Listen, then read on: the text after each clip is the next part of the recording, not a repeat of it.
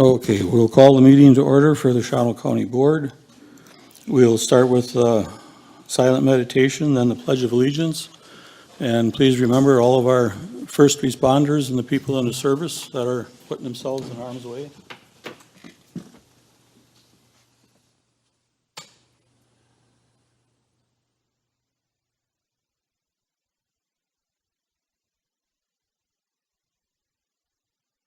I pledge allegiance to the flag of the United States of America and to the republic for which it stands, one nation, under God, indivisible, with liberty and justice for all.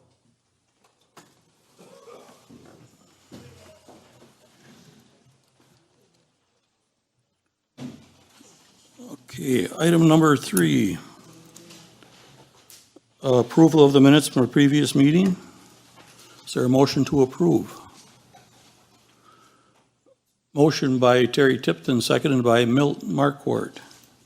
Any questions or comments? Something must be wrong. Okay, seeing none, then by acclamation, all those in favor say aye. Aye. Opposed, same sign. Motion carried. Item number 4, public comment. Is there anyone in the back wishing to comment? Okay, seeing none, we'll move right along. Item number 5, motion to deviate from the order of agenda if necessary.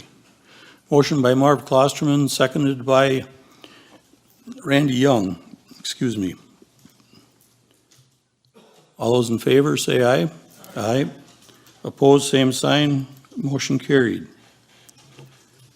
Chairman's report. You have several items on your desk.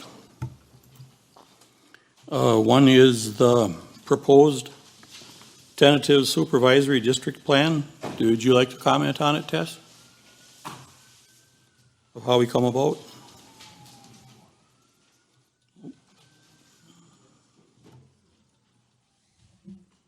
The committee had 5 different maps to choose from, and as we were reviewing the maps, we asked Dave to assist us with maybe switching things around because some of the maps, some of the supervisors didn't care for them.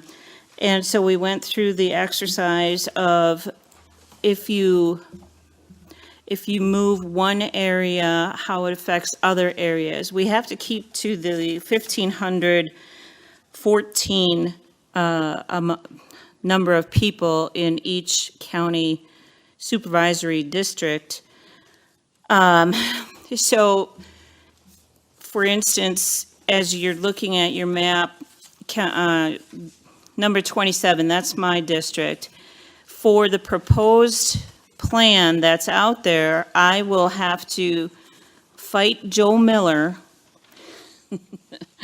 for part of the folks that will fall in my area that used to be all of his area, if this is what is chosen. So what we had Dave do was move the people from one area to another and how it showed how it affected each area. So if you straighten out area number 27 to be how it is, because there have been, I don't remember the number, we'll just say 20 people removed from District 27 according to the census, we had to grab different numbers of people from a different area so we would all be in the same population.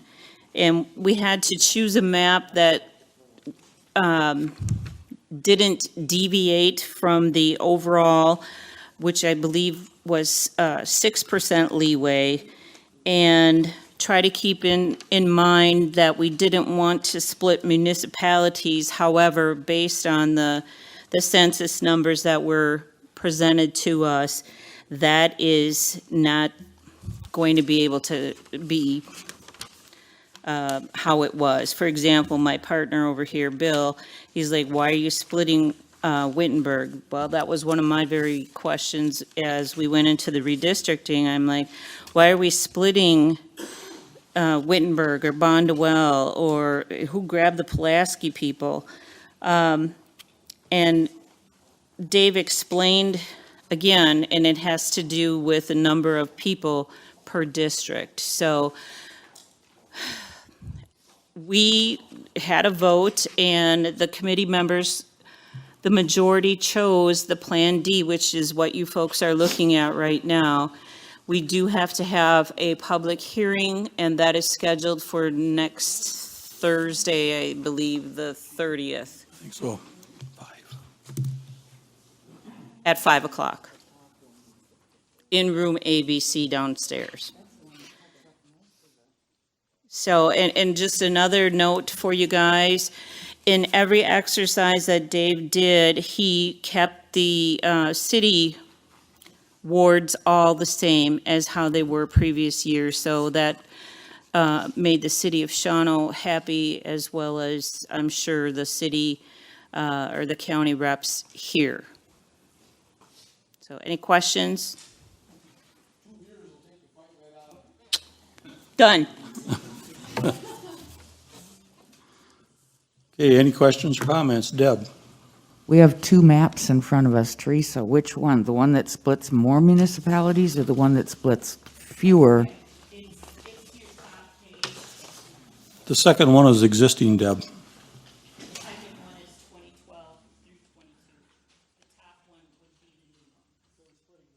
We're splitting considerably more. For anybody that, We can't, this, if you look, Deb, down on the bottom. okay, gotcha.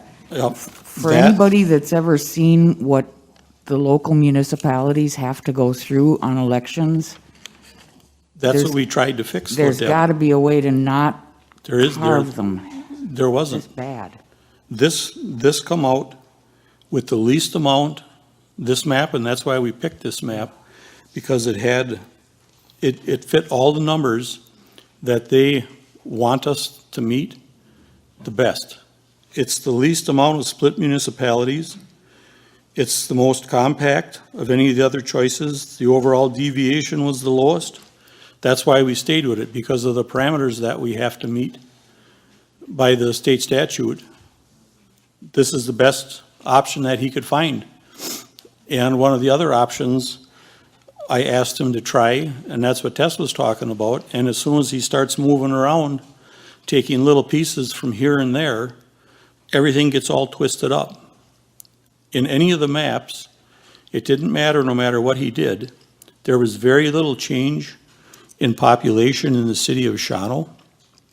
So the city of Shawano maps stay the same for all, in all cases, because it was pretty much the same number of residents in the city. And then he took the map, so everybody has a good understanding of how he did this to come up with some of the different variations. He took the map, and since the city was always going to stay the same, no matter what, he left the city alone, and he just started creating a map, say, like he had told us, up over on the east corner. He started a district there till it met what he needed. Then he went down and got another one, went down, got another one, went back and forth across the county like that till he got to the west side. And he came up with another map. Then he started over on the west side. And he worked his way back and forth across the county, making districts to meet like that ideal population, that ideal number with the least amount of split municipalities that he could. And I think then he said too that he started once by leaving the city what it was, because it wouldn't change no matter what. And he started going around and around and getting farther out in the county, making districts. And this is the best combination that met the numbers. So Yeah, it just, That's why we I picked really kind of feel for the election officials, because, yeah, you got Wittenberg split in half, you got Bowler as a quarter would be different. It just, Yeah, for the It don't- towns, it's just, boy. doesn't oh make well. sense to me either, Deb, but ask anybody else in the committee would like to comment, go right ahead, because you were all sitting there when he started doing it, and it just keeps changing, didn't it, Milt? Over and over and over, and then you would have too much in this one, so you'd have to take a few back out, but then that would add into this one over here, then there's too many in this one, so you take some out of this one and change that district, and it just went on and on. I think we sat there for about 45 minutes, and he didn't even get across over to where 18, 17, and 16 are on the map. And he was still working on trying to balance some other areas out. And that's why this one was chosen. I'm sure there are people who are not going to like it, aren't going to be happy with it, but we pretty much left it up to Dave. We didn't try and pick by just what supervisors would be, if anybody would be off the board or on the board, or who was going to be competing against who. We did it in completely generic way, just by them numbers down on the bottom. Is that it, Deb? Yeah, it just, I know. especially when you get into like the towns, well, even the townships, Yeah. it just makes an awful lot of extra work for, In amongst them townships, what doesn't show on here is there's all kinds of little areas that the census blocks, that they counted the people in this block and that block and this block and that block. Well, you don't get to cut one of them blocks in half. He had to use like a full block. So you couldn't take, like say if you look at Bartolome, you couldn't necessarily take that little corner down there in the southeast side and move that from one district to the other unless that was a census block. It had to be whatever they used for the census block. So it doesn't work like I thought, trust me, not at all. Okay, I guess we'll move on. Devin Grishan. So I guess this might be, I got a question here. So I'm Sorry, District, Kathy. I'm District 8, and now I'm not even gonna be in my district anymore. No, you still are, aren't you? No, I'd be in 18.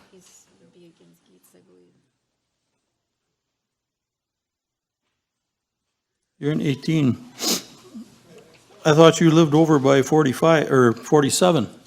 On the west side of 47, between that Yeah.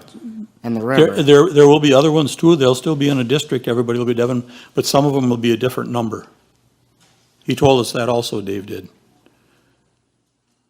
Because since they changed shape, you can't necessarily keep the same number either.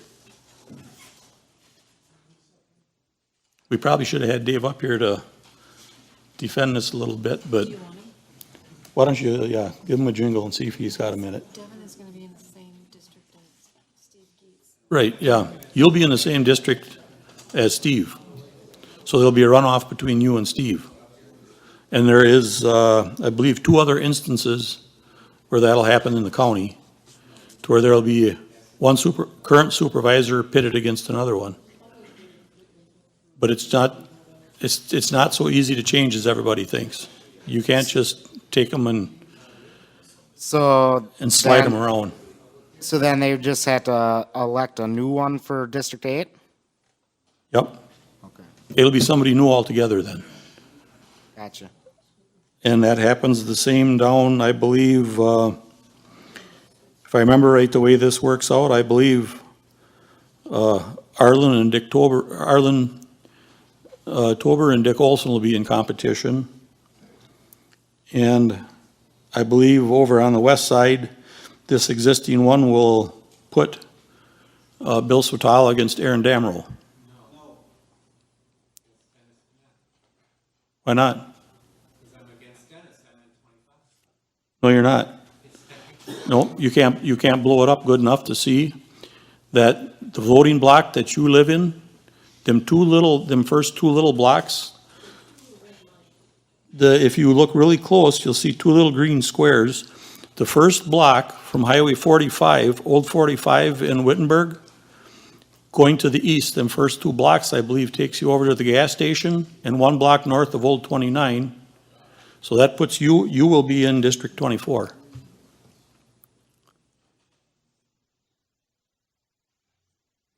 You can't hardly see it. You'd have to have one of these that you could blow up. But,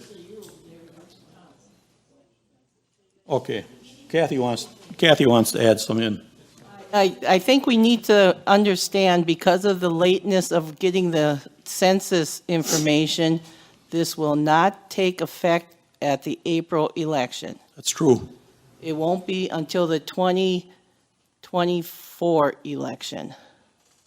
For the next term, everything will stay the same. Because you had the option to decide if you're going to hurry up and cram it through in half the time, or if you were going to take the regular time that the statutes tell you that you can have. And the committee decided to take the regular amount of time. You might as well come right on up front. Don't use hiding back there. And so we chose the extended one. That way, it'll take it into the next election cycle for county board.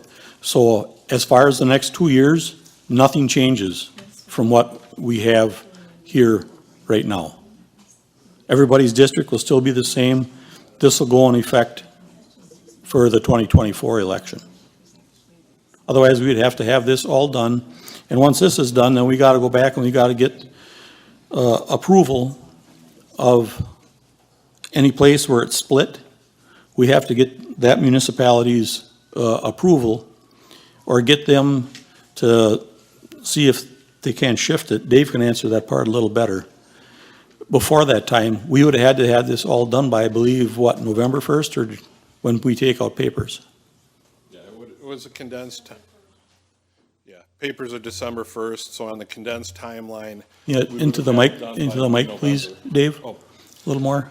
Yeah, papers have to be taken out December 1st, so on the condensed timeline, all the steps would have had to been completed by mid to late November in order to have it down to the state so that the state could do what they had to do in order for elections to happen.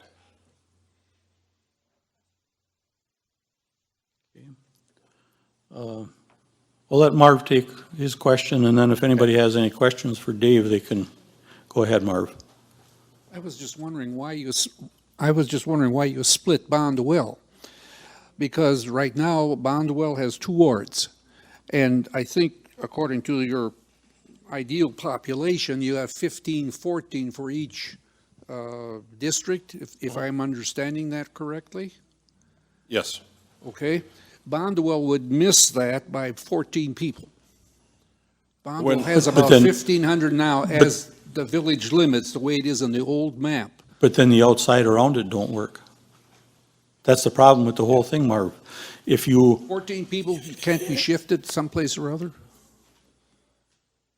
no, because then the one that's proposed 14 has to be changed, and then that doesn't come out. If 15 no longer comes out, without that half of Bondwell, 15 has to go way over into what 16 is, or it has to go up in towards the city and take a piece of number 7 or a piece of number 9. Then number 9 don't come out. Then number 7 don't come out. So then you got to take some from 18, but then 18 don't come out. So you take some from 17, but then 17 don't come out after you balance 18, and it just goes on and on. We had Dave try that, and Are you looking at the numbers that are down here for District 14 or District 15 in the table? No, I'm looking at the present District 15, present. Yes, the present That's the District village. 15, that's the numbers that it was in 2010. The population of Bondwell changed. So Bondwell, if we tried to keep Bondwell all one district, it would not fit the parameters. It'd be way too, I can't remember what it was offhand, but it was outside of 5% above or below the ideal population. So the population of Bondwell's change dictated that Bondwell had to be split into 2 different districts. It could no longer be a district on its own. It just seems it's going to be very confusing for the voters, so who are they going to vote for? One district, or who's going to be on the ballot? That's the way it is. And that's why when I split Bondwell, we tried to keep the majority of it on the Highway 47, 117. There are a couple of blocks that it had to go over because we needed more population on one side of the line. But the majority of the block, it's split right along that main highway corridor to try to ease the confusion. As Bill Sotala had a question before, and I said he thought he was going to be in District 25, and I said that he actually just wasn't seeing the color, correct? Correct. Them 2 little blocks. Yep, it was the same situation in Wittenberg where District 24 needed some more people in order to fit in the population parameters. So the choices were, because of the density of the population, to take a couple blocks in the village or to go all the way up the side and around the village, which when you're trying to keep things as compact as possible, taking a couple blocks out of the village in the middle of it made more sense than taking half of the area of the town of Wittenberg that's in red. So that's why we bumped up a couple blocks north of Grand Avenue are actually in 24. And as you said, with the scale of this map, you can't really see that.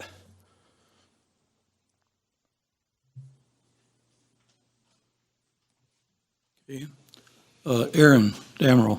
I guess I just want to point out that the conversation we're having right now is that with 27 districts, we're not talking about the potential of reducing the number of seats on the county board. That's It's correct. as is, so. The committee decided to stay with the 27. And ultimately, it's up to the full county board, though. The committee makes a recommendation. So I just wanted to point that out, that the full county board has the authority to Yep. reduce the number of people sitting on the county board. So- And then we start all over again. Yep.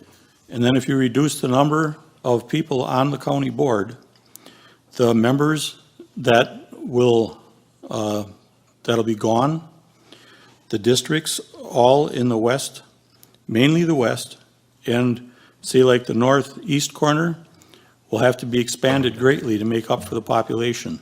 And the city stays the same, what was it, down to 15? Yeah, No. if you Was it- reduce the size of the board, it will affect the city, because at 27, the numbers work out where the city has 6 supervisory districts that are just within the city. If you were to enlarge or reduce the county board, that would most likely not be possible. So then you would have a number of districts that were totally within the city, but then you would have one that was part city and part township. Where that affects the city more than, say, the previous area we've talked about in Wittenberg and Bondwell, is the city has aldermanic districts also. They have 6 aldermanic districts. So if you had that situation, the aldermanic districts could not have the same boundaries as the supervisory districts, which then creates a lot more wards that they have to deal with. I want to also point out that we represent people and not landmass. So I mean, Yes. we're looking at colors on a map, but I think Yep. that it's important to talk about the number of people that each district is representing too. So Yep. that's just- And another way to think about that, Aaron, is we don't have a House of Representatives and a Senate. And when they devised the federal government, that's why you had a Senate where you get 2 from each state. So you also look at, you don't have one area of the country ruling the whole country based strictly on population. And you make a good point, because we've heard from multiple people during the process that it seems like the city of Shawano and the area around Shawano Lake has a third of the county board. Well, since it's population-based, and that's where the population is centered, whether you reduce the districts, increase them, or keep it the same, that situation is still going to happen because it's based primarily on population, not land area.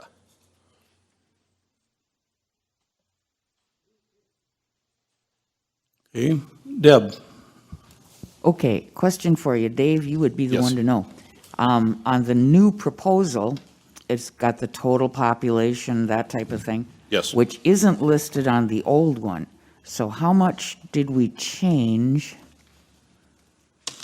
You know what the old population was? And then the next question would be is, where did we shift or change? Where was the most growth or the most loss, I guess is what I'm wondering. Okay, I don't have the number for how much we lost in front of me. We lost approximately, if memory serves me correctly, about 900. You know, we actually were closer in numbers to where we were in 2000 than where we were in 2010. As far as where we gained population, primarily around Shawnee Lake, Bartlemay actually gained population in there, and there were one or two other small areas that gained, but the rest of the county, by and large, lost in population. Okay, and if the numbers are close to where they were back in 2000, did you look at that map?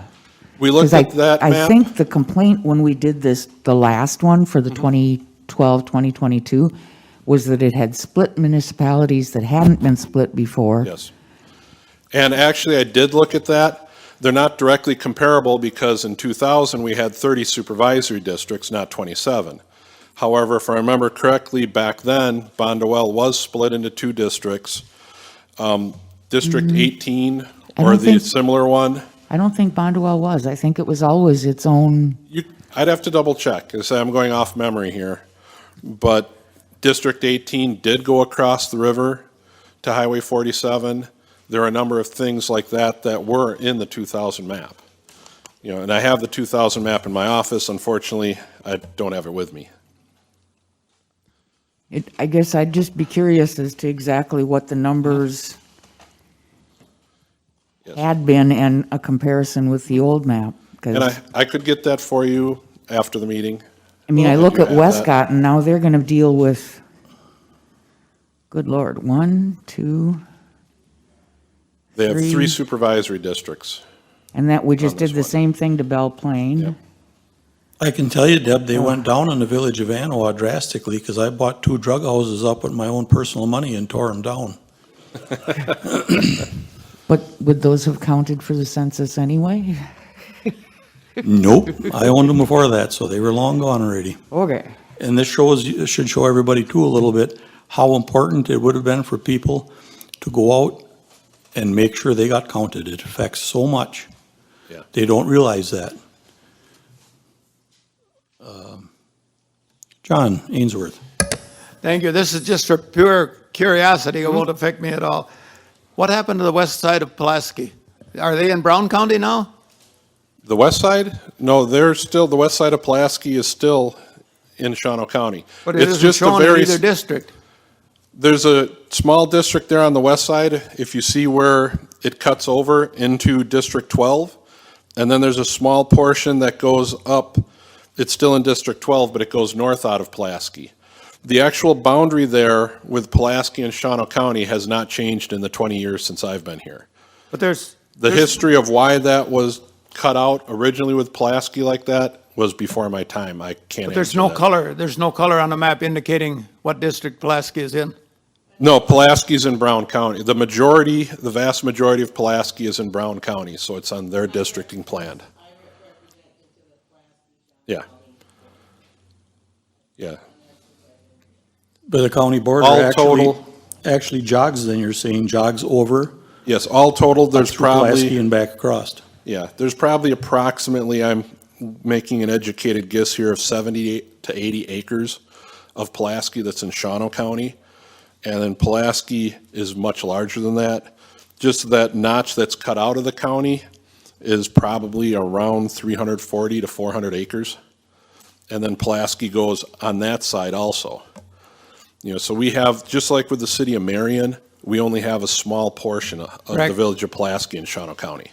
So do those folks who live on that side of Pulaski, they have representative on the Brown County Board? Yes. Thank you. Yep.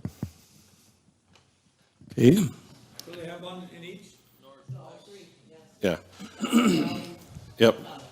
But they only have one county board representative, and not, it doesn't affect our county board at all. No. Is that correct? Yeah, depending on where you live in Pulaski, you could have a county board representative from one of the 3 counties. Just like in the city of Marion, your county board representative, if you live north of the line, would be one of ours. South of the line, then you're in Wapaka County. okay, is that it, John? Dick Olson. I don't see these little green squares that Tom was talking about. They're not on here, Dick. Oh, that's why I can't see them. The little squares that he had to go by.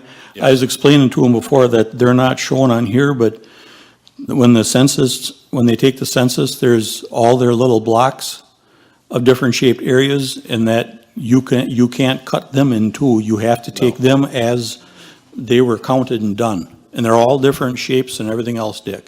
So It's nothing organized, don't worry. Yeah, so, some of the census Well, I'm blocks just are, looking, if you move this down about a mile, the line down, there's probably 20 people in that mile. yeah. And But that- typically what but they'll that might use be 3 most, blocks. yeah, what they'll Well, I use don't know most, that though, because I can't see it. what they'll use mostly for the blocks are roads, rivers, but we have some blocks that it's a power line that goes through, and that's the dividing line for the block. And others, I have no idea why they have the line there. It's not a school district boundary, it's nothing that I can tell. And But but that's some- for the census. That's not But for once- any of these were drawn like by power lines or them things. But yes, I once, understand, I don't understand the green blocks because I don't see them. Yeah. yeah, if you wanted to, if you stop down in my office, I could show them to you so you could see how much population was in each of those blocks in that area. I said, we have that information on the computer downstairs, but at this scale, it would just look like a green mess and you couldn't read anything. That's fine, I'll stop down there. Okay, Okay, back to Kathy Lubke. Actually, Dave, at the open house, it would be nice if you had one computer set up, so if people want to come and actually look at that, you can show them. yes, just like at the last meeting, I'll have that running in the background on the big screen up there, so that if we do have a question where we need to refer to it, we'll be able to tell them that there was 33 people in this block, 17 in that one. Yeah, so it's important to come to that open house. Yes. too. And it doesn't show on your tablet or anything anywhere. I don't know if you can even transfer that. You could to everybody to their tablets. Because when he goes on to do this, you're actually doing this on a state site, correct? It's a website created by the state, and I could take screenshots, but if you zoom out far enough to show entire townships, you lose the detail and you don't see the numbers. So for instance, the village clerk, or not village, but town clerk from the town of Angelica called me up yesterday. So I was running through a couple things with them, and I sent them a couple screenshots of specific areas so they could see the blocks and what would be affected. But to do it on even an entire township, you can't see all the detail. Okay, Marvin again. Just a question, I think Tess meant, whoever the first speaker was. Tess, we put her in talked charge of this. Talked about the public hearing. I missed some of the details, like the date and the time. Next Thursday, 5 o'clock, at 5 o'clock, but what is the date? down, September 30th. September 30th at 5 PM downstairs in the meeting rooms. September 30th, yep, okay, in rooms A and B, right at the bottom of the steps there, across from PD and Z. 5 PM, okay, thank you. Yep, and then if you want to see that, he can show you, Marvin, how if he doesn't chop up Bonduel, then he's got to take a chunk here, and it just keeps going on and on and on. This chunk shouldn't be that big for 41 people. No, but you'll see.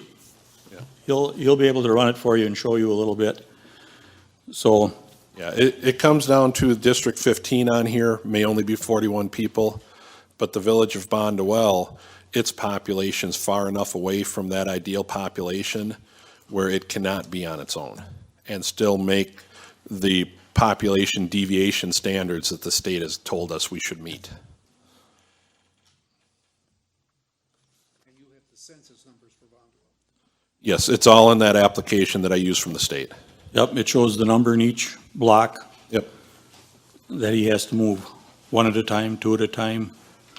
and it just goes on and on and on. We were, like I say, we went for about 45 minutes, and Yep.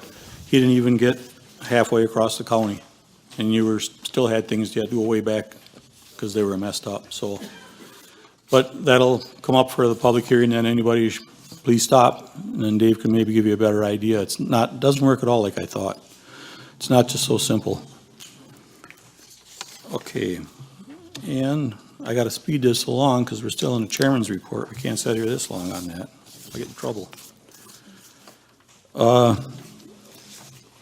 was just gonna make a note, too, that Richie Perfecki, is excused for the day's meeting. He's having a few little health problems, so if some of you know Richie personally, if you try and contact him, you probably won't get any response.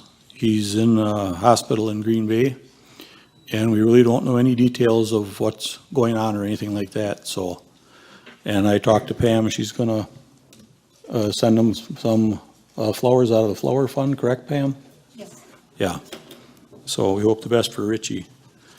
WCA conference begins this Sunday.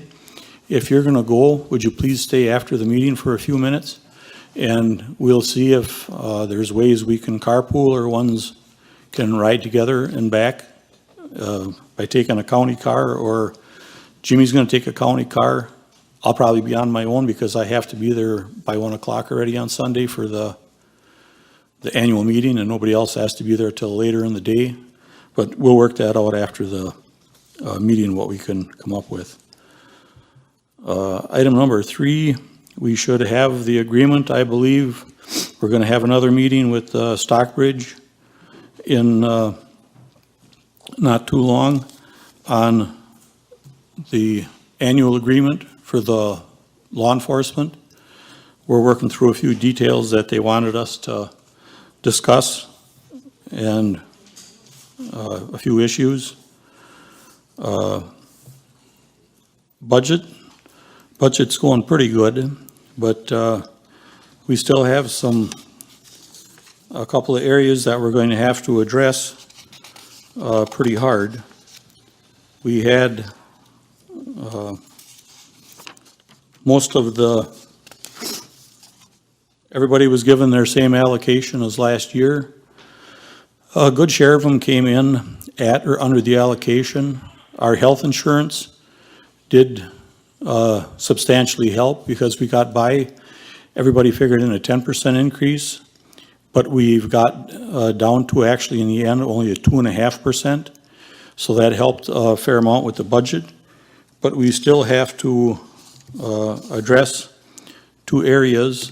And unfortunately, you can see from the note on your desk, the sheriff thinks we can solve it all by cutting the county board in half, but unfortunately, that would only save a small portion, because between the jail and the sheriff's department, we're still missing a little over $800,000 that we have to come up with somehow.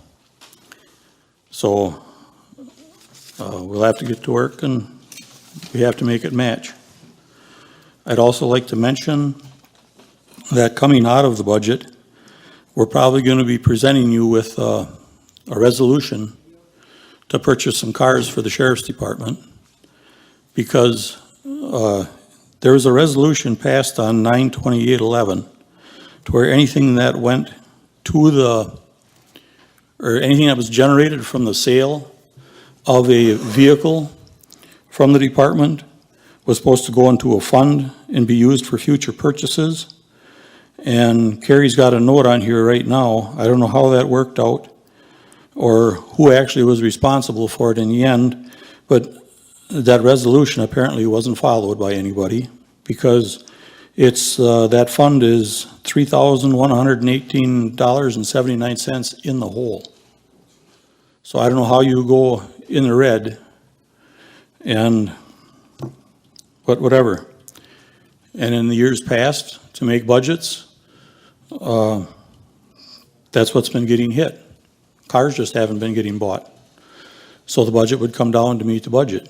And now to actually start and sustain a reasonable number of the cars, we would have to purchase 10. And that is if we can get them. Right now, because of the chips being in a short supply, we can't even just go buy a car anymore. Same as the dealerships. And when they did try to put in an order for a few of them, we qualify as a fleet because we have X number of cars.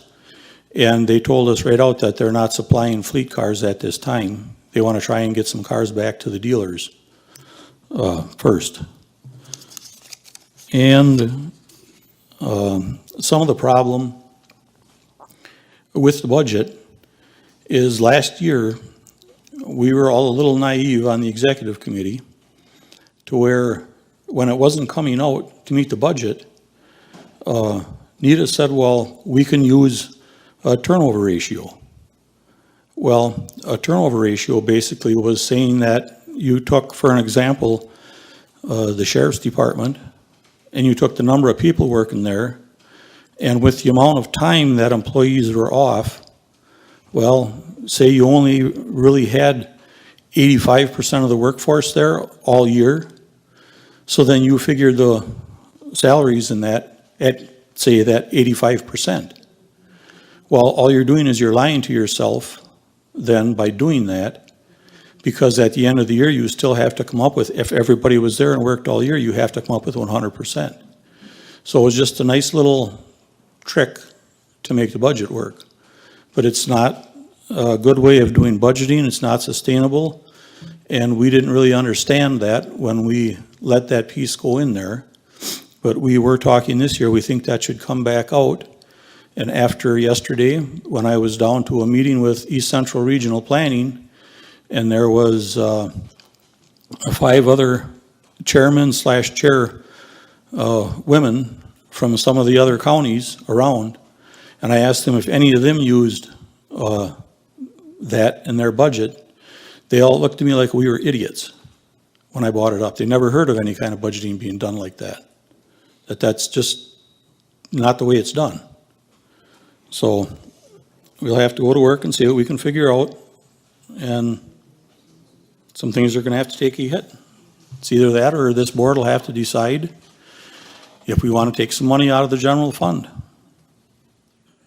I don't think that'll go over too good, but we'll see what we come up with.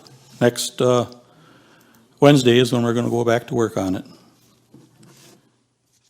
So other than that, I believe I covered anything I would have for the chairman's report. Then we will move on to item number 7. Pam, is there any petitions? No. Okay, then we will move on. Item number 8, resolution number 43-21. Thanking Robin Gamroth for her 40 years of service to the residents of Shawano County. Now therefore be it resolved by the Shawano County Board of Supervisors in session this 22nd day of September 2021 that the Shawano County Board of Supervisors hereby publicly thanks Robin Gamroth for her 40 years of dedicated and exemplary service to Shawano County, submitted by the Human Services Department Board. Is there a motion to approve? Motion by Sangi Stenke, seconded by Bill Spatala. Is there any questions or comments? Okay, she is not here today. She apparently is off already and enjoying her retirement. So if you are in favor of thanking Robin, you would vote yes. If not, you would vote no.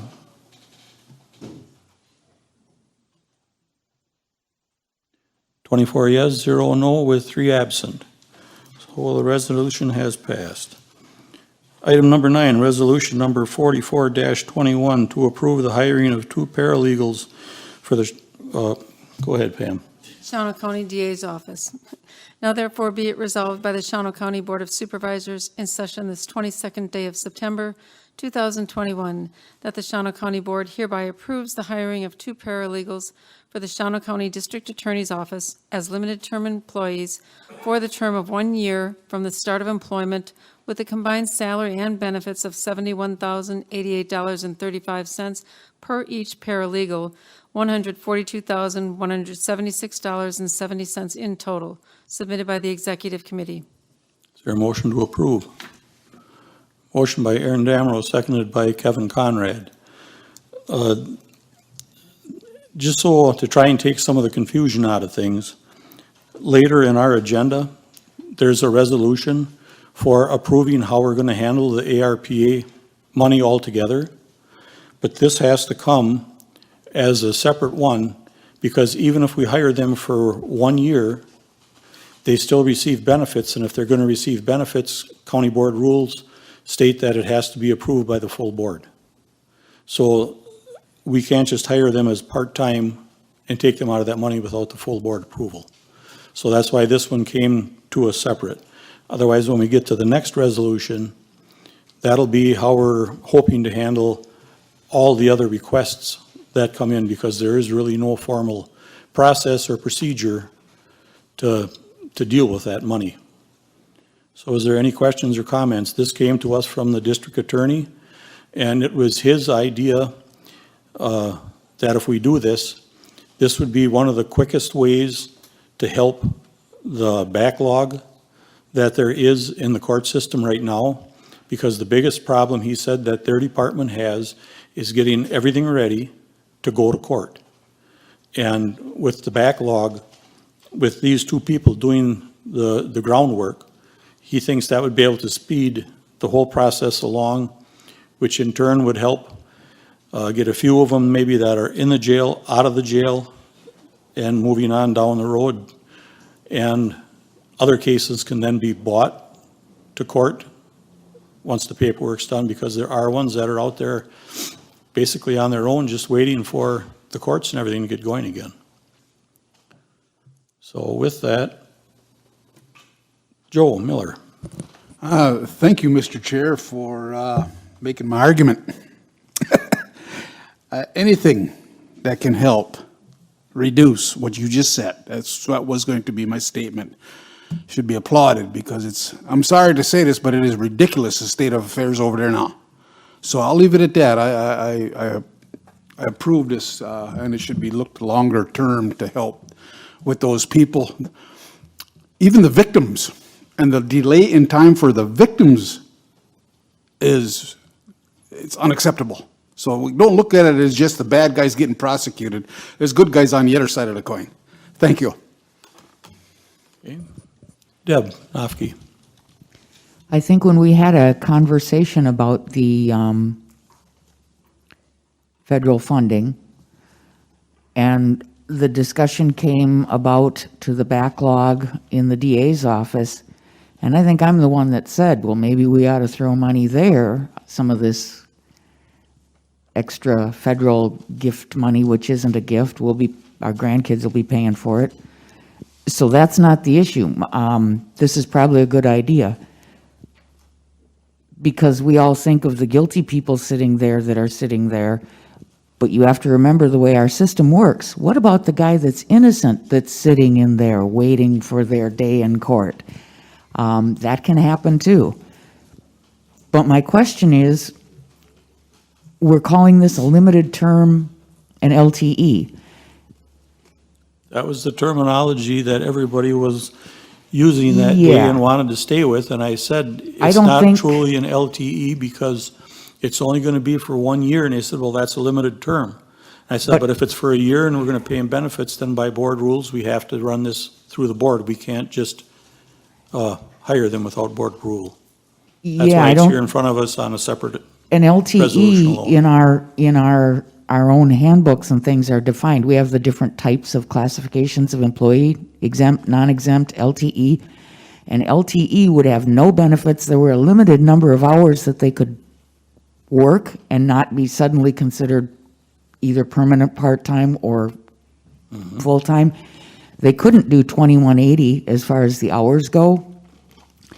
And I'm just questioning as to whether we wish to maybe not call them an LTE, because this doesn't fit LTE according to our own employee manuals. This is more of a temporary full-time position, really.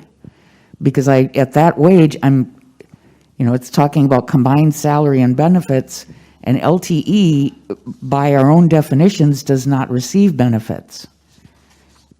But I would expect that if you're going to find somebody of a caliber that can do this position, you're going to have to pay benefits. And that's why we put that in that way, Deb, that we thought to find this individual, we were going to have to offer benefits. And I agree with you, it's a critical fill. For those of you on the board that, for the last 10 years, the DA has asked for a permanent position, paralegal in his office during the budget process and has been denied 10 years in a row. This is an effort to get some support into the DA's office. If we need to change it from an LTE, if that's what the board wants, to a temporary employee, I have no issues with it. I would recommend that you overall approve this position. By our own definition that this board adopted, this is not an LTE position. Do you want to make a motion then, Deb, To to amend replace it? limited term with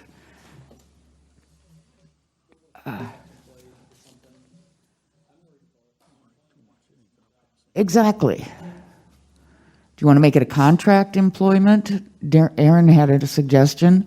Or would this be a Well, figure it out. temporary term? Corp counsel, help us out. She's the one that's got LTE in there. But by our own definition, this is not an LTE. You can't have something that says it's one thing and then do another. I don't have the employee handbook in front of me, but I can take a look at that if you guys just give me a second to grab it. Go ahead. Because we do, we have the types of employees classified. You know, you have your exempt, your non-exempt. The union positions were carved out as completely different. And we had limited term employees, and there were some very stringent rules that kept us legal as far as classifying them as an LTE. Yep, and this one's going to have unemployment. I mean, you have to somehow define that this is a temporary position. Aaron, help me. You got any ideas?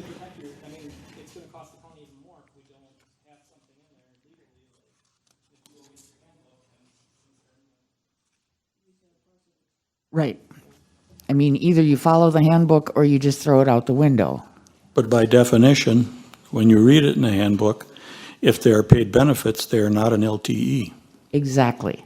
And then they're subject to, that it's not a limited term. So if they would want to file for anything afterwards, they don't qualify because they are not an LTE. They would because they're not an LTE.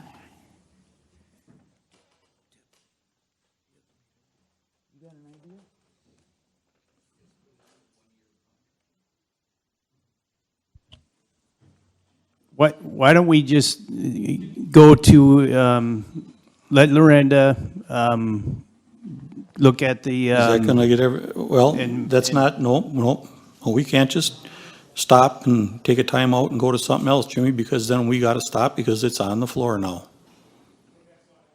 It's not that easy to say we're going to take a little time out because that's not parliamentary procedure. They didn't have timeouts back then. All they got to do is come up with what wording you want, Deb. That'll make you happy, and we'll see I if the would like amendment to even make sure that passes. we're legal here. Can we just say temporary term instead of limited term? Is that a motion? Unless somebody has a better idea, sure. Okay. No, I think we have have to- a motion. Is there a second?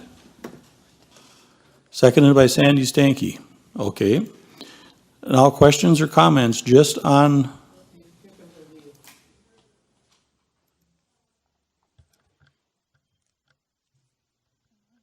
Before we have the discussion, I'm going to need. okay. Oh, okay. So yeah, Deb is correct that it does say LTE should be ineligible for county benefits. So I guess then my advice would be something along the lines of temporary, because we also don't classify any other personnel classification other than regular full-time, regular part-time, and limited term. So, I mean, other than that, we don't have anything in our personnel handbook that indicates anything in regards to any other classification. So I don't know whether or not we're able to even put temporary because we don't have any other classification in regards to these sorts of classifications that we have in our handbook. How about if we say one-year contracted person?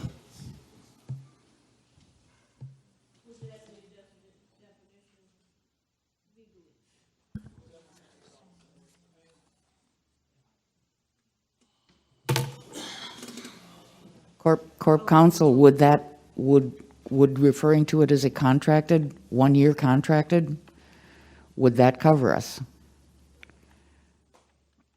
My amendment right now is to strike the limited and the LTE and replace it with temporary, but I am open to suggestions to keep us out of trouble.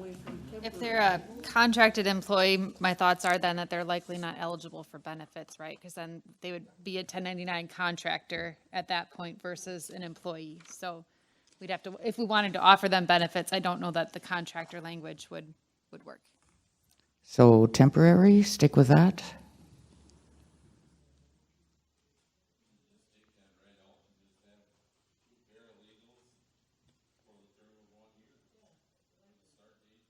There you go.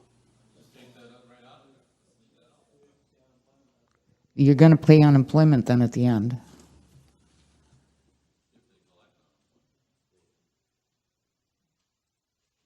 And maybe if they catch up the backlog, it's worth it. So I guess we should stop being so cheap maybe in that respect. So what's the motion now?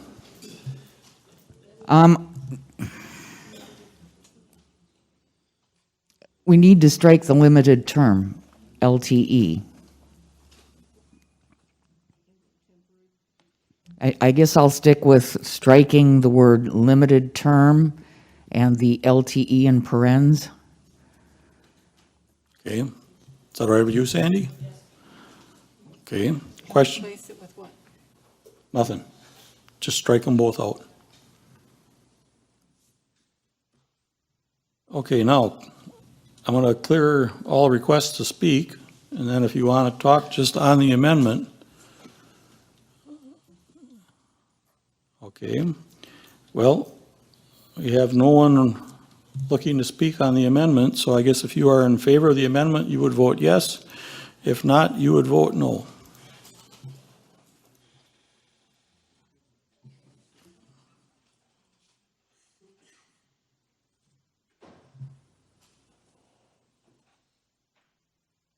Twenty-three yes, 1 no, so the resolution has passed. Amendment. Or, excuse me, the amendment has passed. Now we are back on the original resolution. And Arlen, you wish to speak? Or I should say the resolution as amended. Yes, I would like to go back a couple of years when the county board received money from the federal government to hire, I think it was 3 officers. They were given money out all over the country that time. And then, well, we thought it was good, and so we hired 3 officers, and then at the end of the 3 years, then we thought, you know, that was it. And by golly, we had to keep them on the payroll. We found out that in the hard way. So I think this would turn out to be the same thing. But I was glad to see the limited term in there because, or at least something on that order to make sure that it's like you mentioned before, contracting for a year to some employees. That I think would be a little better than a limited term. But I do know that at that time we ended up with 3 officers that we had to keep on the payroll. Okay. Aaron Damrow. I think that these positions are desperately needed in our DA's office. Our DA's office, I think, is understaffed support-wise compared to other DA's offices. We need it bad, and I hope it helps. But my concerns are that it is the wording in it, that we're protecting ourselves employment law-wise. I don't know. And also that we don't have anything without having our employee handbook amended to have somebody to fit whatever position description or type of employee this is, it's just an employee that doesn't fit into the employee handbook, and that kind of, I wish that were different. I want this to pass. I wish that we would be making sure that we're protecting ourselves a little bit more. But I think that it's important that the DA's office has the support it needs, because it definitely needs all the support it can get. Thanks. Okay, Deb? To address Aaron's concern, we have regular part-time and regular full-time. We do not have any permanent employee positions in our handbook. And we have LTEs. LTEs are ineligible for any benefits, and I think to get the caliber that's correct here, you're going to have to pay benefits. To Arlen's concern, well, I guess the DA'd better start working on the state to make sure that they'll give him some additional funding if he wishes to keep these employees.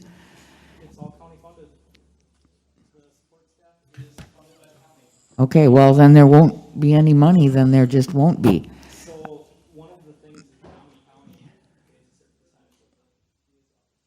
Well, Speak into the mic, please. just so the board is aware, the DA did ask for another full-time position in his budget, but he's already aware he's not going to get it because we don't have the money. We don't have the money. So at least this maybe will help resolve the backlog. But thirdly, and the reason I pushed the button is I wanted to make sure that, Pam, you did catch that we're removing the limited term LTE in all places that it shows up, right? Both Right. the third whereas and In the the now now therefore. therefore it be resolved? Okay, good. Okay. Any other questions or comments? John Ainsworth? I think I heard you say we don't have the money for another district attorney, but isn't that a state employee? No, we got to pay for the ones that would be at this level doing that work. They're not state employees. They're county employees. For the ones we're proposing, but for another, No. for another. He's not looking for another prosecutor or anything like that, John. He's just looking for someone to do, the paralegal work to get everything ready to go to court. But the request he put into the state that was denied, No, these are county employees. I know these are, but I thought he had requested And what he's requesting is the county gives him another full-time employee to do the paralegal work. employee, okay, Yeah, okay, thank you. but he already knows too that he was just trying it for wishful thinking, but it's just not in reality. Okay, any other questions or comments? Okay, seeing none, then if you are in favor of hiring these two paralegals, well, the two people for the district attorney's office, I'm not going to say any more than that. You would vote yes. If not, you would vote no.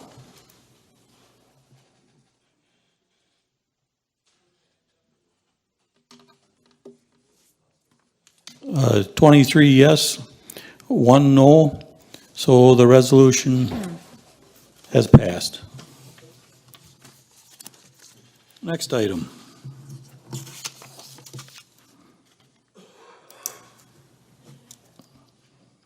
Resolution number 45-21, Pam. To apply for a law enforcement drug trafficking response grant. Now therefore be it resolved by the Shawano County Board of Supervisors in session this 22nd day of September 2021, does hereby approve the application of the Wisconsin Department of Justice grant for Shawano County in the amount of $50,000 for drug by money, a confidential informant body wear, a cell phone forensic examination program, and a drug detective vehicle. Be it further resolved that the Public Safety Committee shall oversee the proper receipt and expenditure of these grants submitted by the Public Safety Committee. Is there a motion to approve? Motion by Tess, seconded by Devin Crejon. George, do you wish to comment? We need Okay. we need you to speak into a microphone, otherwise you can't Yep, hear it. you have to come up. Oh, he's got a mic in the back there you can use. No, doesn't it's pick gotta, it up on it's the gotta be into a microphone, mic on the- so it can be recorded.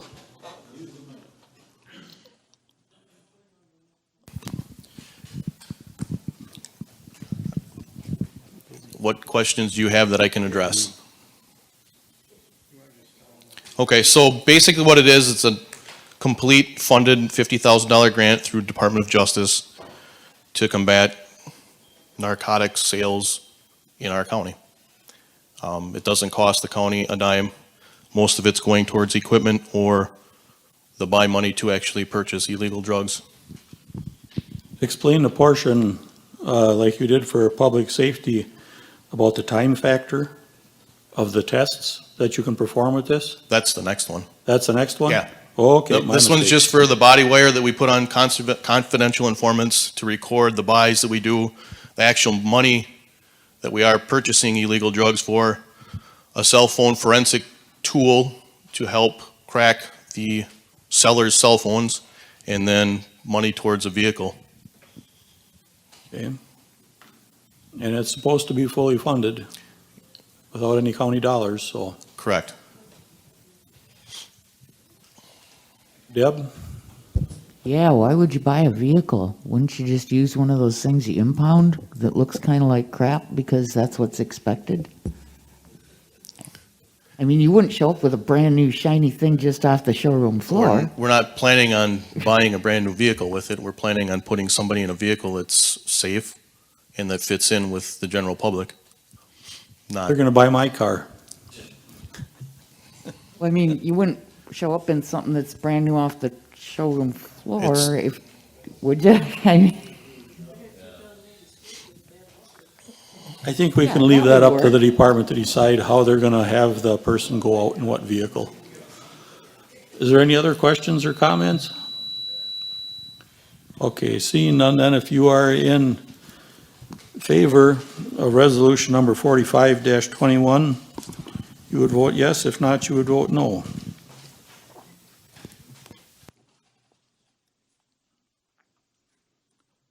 Twenty-four yes, 0 no. So the resolution is passed. Item number 11, resolution number 46-21. To approve applying for a grant necessary to Oh, obtain, my mistake, Pam, 47-21. no, we're on 46.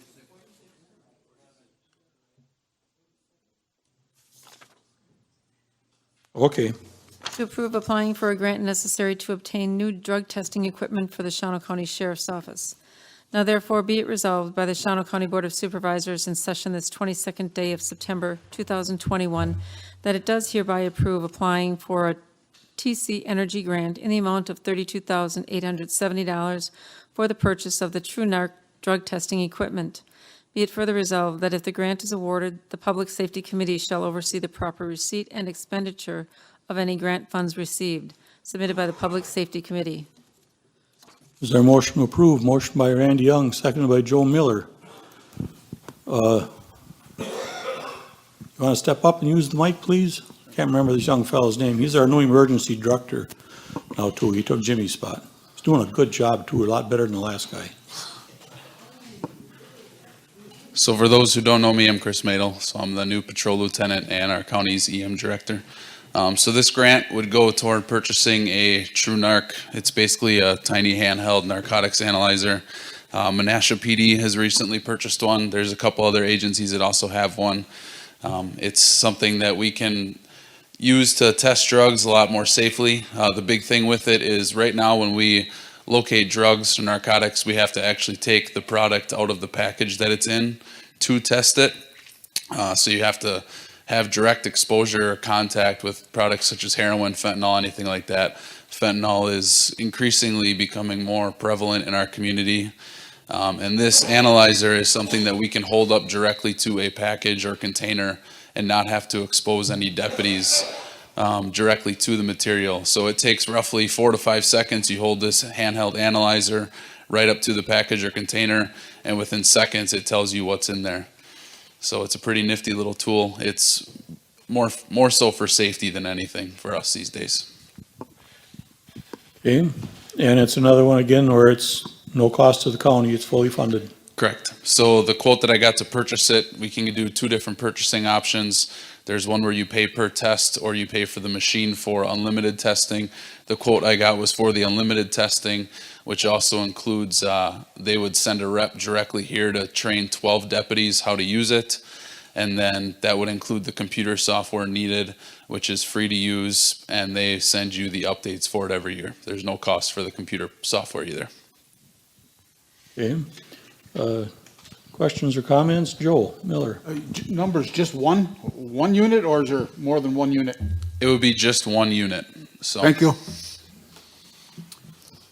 Okay, any other questions or comments?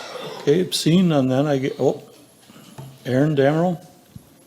Does the county have to put any money towards this, or is it all Nope. funded through grant money? It's all funded through the grant money, so. Okay. All right, seeing no other questions or comments, then if you are in favor of resolution number 4621, you would vote yes. If not, you would vote no.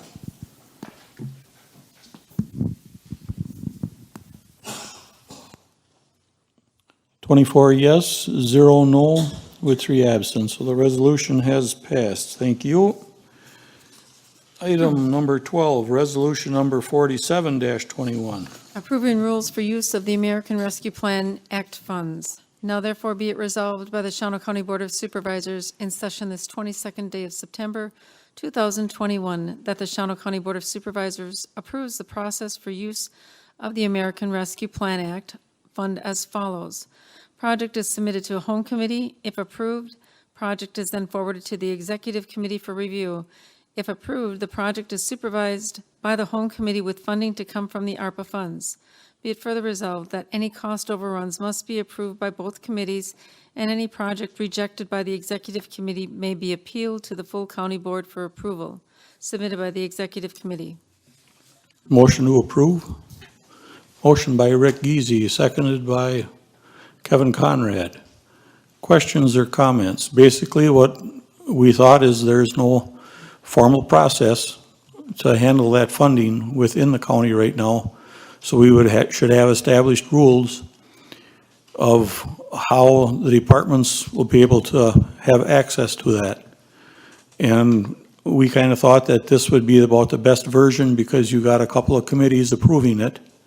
And if something does go wrong, that they think they're really wrong, they can still come to the full county board. But we thought it would be just forever to come to the county board with each project or whatever for approval. Deb Nofke. So do you have a dollar amount that once the project exceeds X dollars, it should come to the board? Nope, it's just what it says. If it's over the estimate, Oh my, this could be a free-for-all. nope. How can it be? It has to go through the executive committee and the home committee. How can it be a free-for-all? Has to be approved by both committees. It's easier to get 2 committees to approve something than the entire board if they're, I would hope the executive committee in the future, whoever it is not stupid. Well- as you mentioned in the future, Tom, and you don't know that. I mean, you could end up with, well, never mind. Dennis?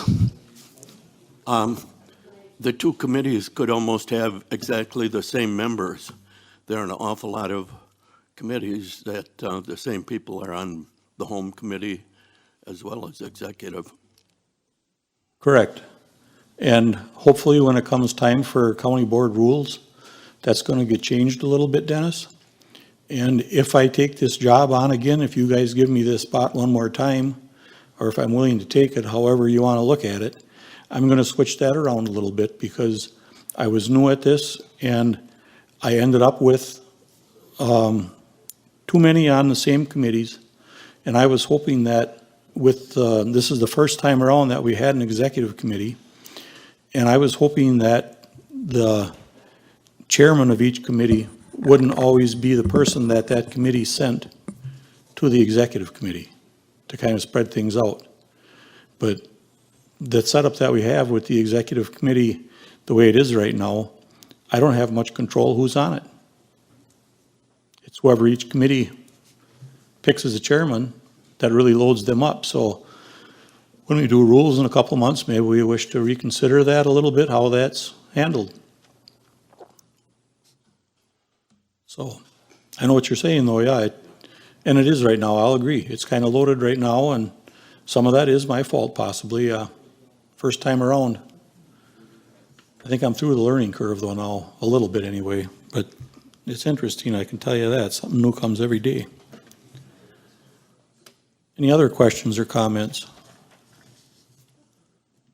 Marvin Klosterman. If there is a project that is being asked for these funds, that there is no home committee that can oversee it, is there any other way that it could be presented to the County board, just the any executive committee then? Any supervisor can always take something to the county board and have it put on the agenda for approval. So it could always be handled that way. We were just trying to figure out some way of, well, this one wants 3,000. This committee wants 8,000. We could be here forever. Don't worry, they're coming in with a lot bigger requests than that. But this way, at least the two committees, the home committee looks at what they want to use it for, and then the executive committee is still there to watch the overall picture of how much is being spent and how fast, and can report back to the board that way too a little bit. And Jimmy is keeping right now a separate list. And we're working on getting a new account from, I believe Deb is the treasurer, to get a new account from Premier Bank, but I gotta call them tomorrow morning. I can't see for the life of me why I have to give them my social security number. And why Deb has to give them her social security number. That's absolutely none of their business for county business. I don't know, it's probably just a standard form issue. Randy Young. You kind of covered it already a little bit, Tom, but my concern was going to be, or my request was going to be that the county board maybe see a list of the projects that are being done on a quarterly basis or something. That's not too much to ask. No, I think that's a good idea. We'd be happy to do that, Randy. That's a good idea.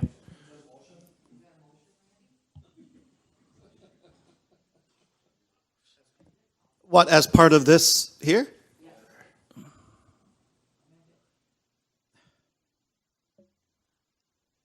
It's up to you. I just want to make sure that we're all in the loop and that we can see how much money's left and how much is being spent. And If anybody asks, I'll tell you right now, I'm not gonna lie to you. I'll make sure you get the information. I mean, I can make it a motion that the county board is updated on the If you so choose. ARPA funds on a quarterly basis. Okay. We have a motion and a second. Now, on the motion, is there any questions or comments? Or amendment? For Pam to get Where it, do you want that inserted? Do you want that be it further resolved? be it further resolved?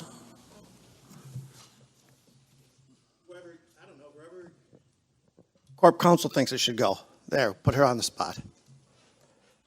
Yeah, we could add it to the last be it further resolved, or we can make another be it further resolved. Whatever the shortest, I guess, Pam. Okay.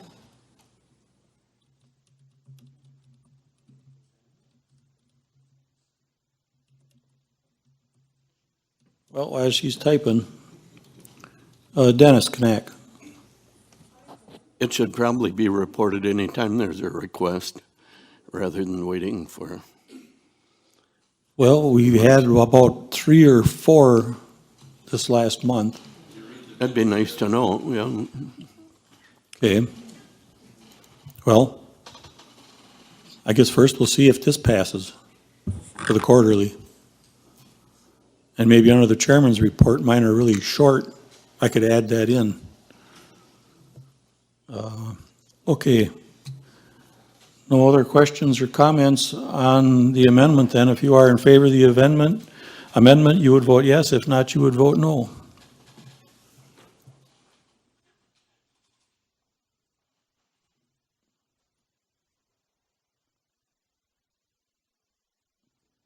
"24 yes, 0 no," so the amendment is passed. Now back to the original resolution. Any questions or comments? It's too bad you had to amend that. I thought I did pretty good for a Thursday night after working 12 hours that day to come up with that.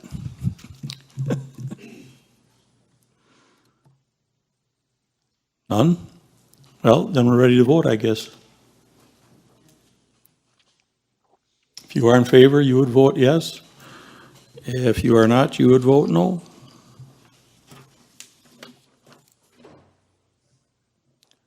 "24 yes, 0 no." So the resolution is passed as amended. Okay, item number 13. Now, these are going to get kind of complicated. Resolution number 48-21, Pam. Approving a loan to Skeppy in the amount of $225,000. Now therefore be it resolved by the Shawano County Board of Supervisors in session this 22nd day of September 2021 that Shawano County approves the loan to Skeppy in the amount of $225,000 from ARPA funds with an interest rate of 1%, as to which the loan principal shall be paid off by June 1st, 2024, and that this is a loan to Skeppy to establish financing to the buyer of the Lakeland property. Be it further resolved that approval of the final loan agreement shall be by the Shawano County Executive Committee, submitted by the Executive Committee.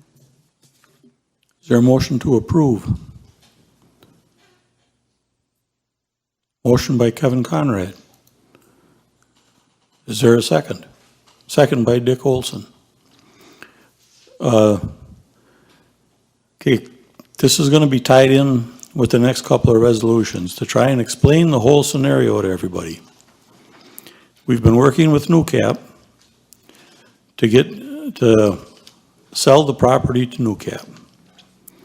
NewCap has, by the offer that they wrote, until the 30th of this month to close.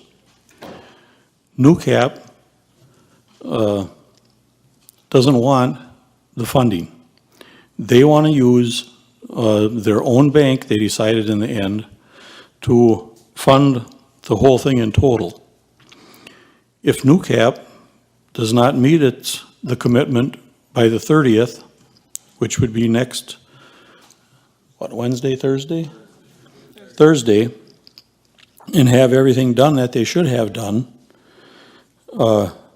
we have another buyer. NewCap's offering price was $200,000. And at that time, we only had the offer from NewCap. And then in the meantime, another buyer came along. I'll say buyer number 2 offered $225,000.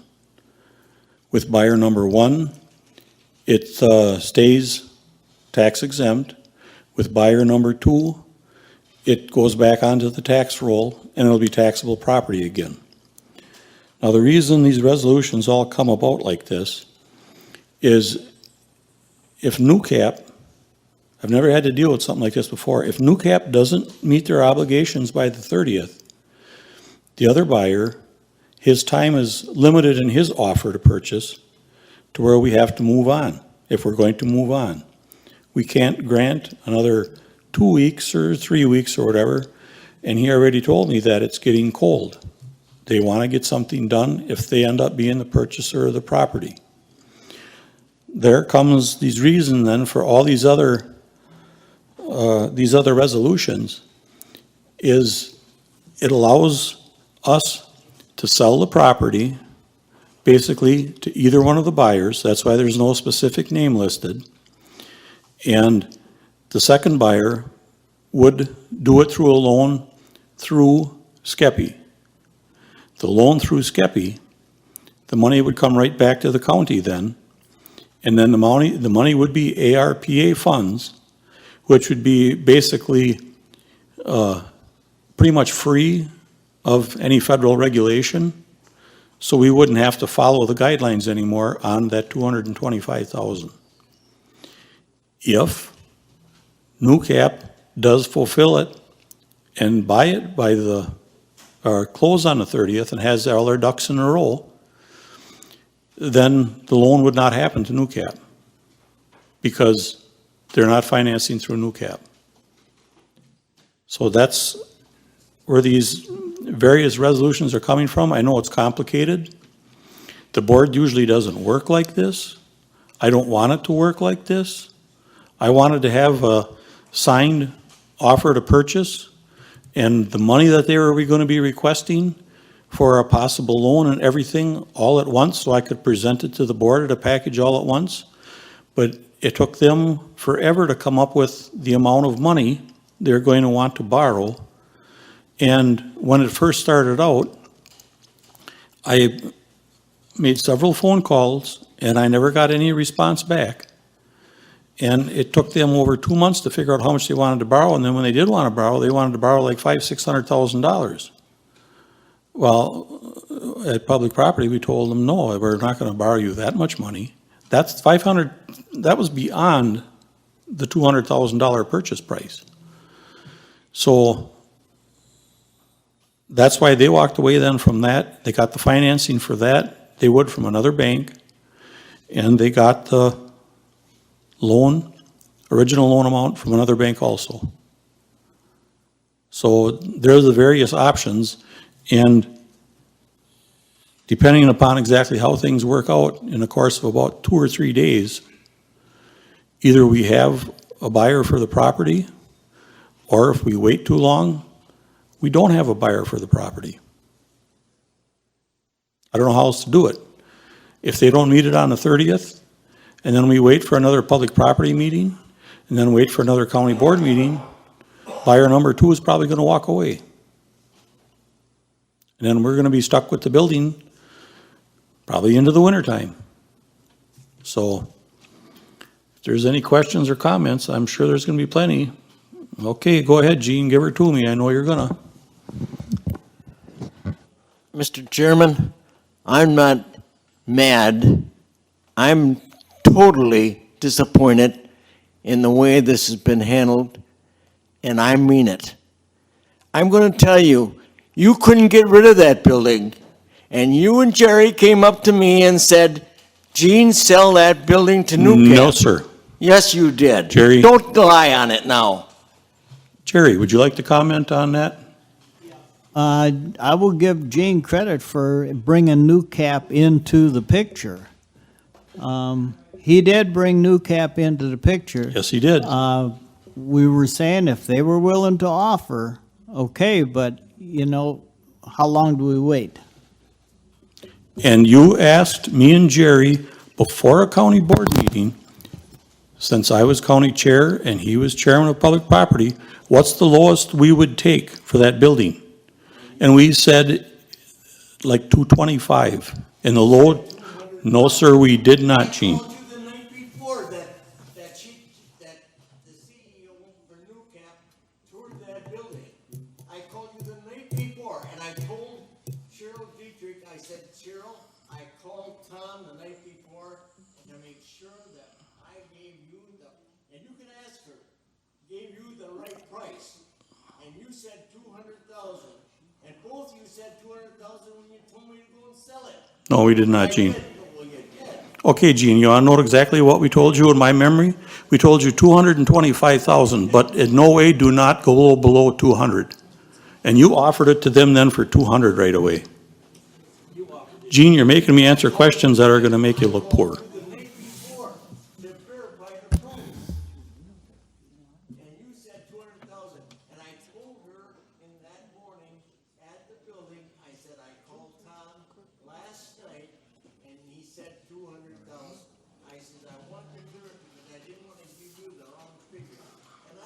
I'm not mad at you, Tom. I'm just disappointed. I'm very disappointed because that makes me a damn liar, and I'm not. I represent District 7, and I'm loyal to them, and I'm not going to lie to anyone. Then if you represent District 7, which is a portion of the county, Gene, you should be happy to try and sell the building for $25,000 more and get it back on the tax roll and not be defending Newcap. But that's not the point, Tom. You got to be just honest the way this thing was handled. It was rotten. It was bad. And I am telling you the truth. And I want this county board to know. You called me up, Gene. Okay, well, go ahead, go ahead. And then you said, when I came back and said that Newcap's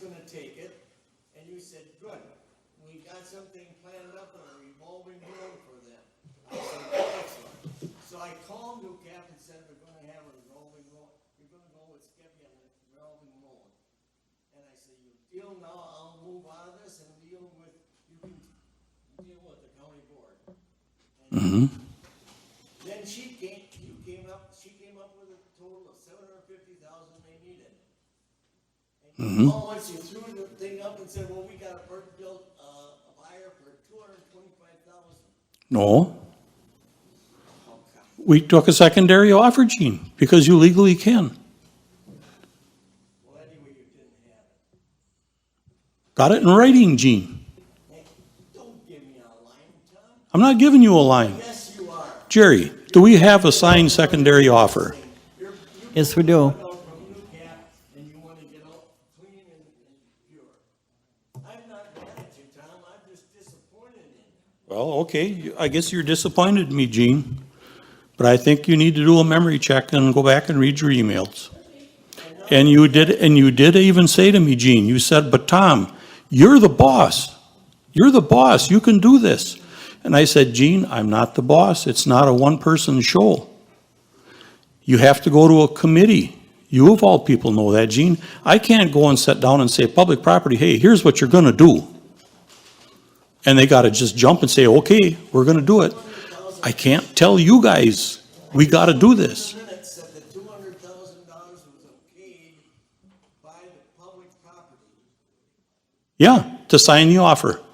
And we did. And they went ahead and said, okay, they come and ask for the keys, okay, everything was good. Yep. And then all at once, when you wanted to go through that revolving loan deal, you pulled the rug out from under them. No. That was too much money. Yeah. You had told them to go ahead and whatever they needed. Because we decided at public property, not me, we decided at public property that the board would not wanna tie up that much of the ARPA money in one project.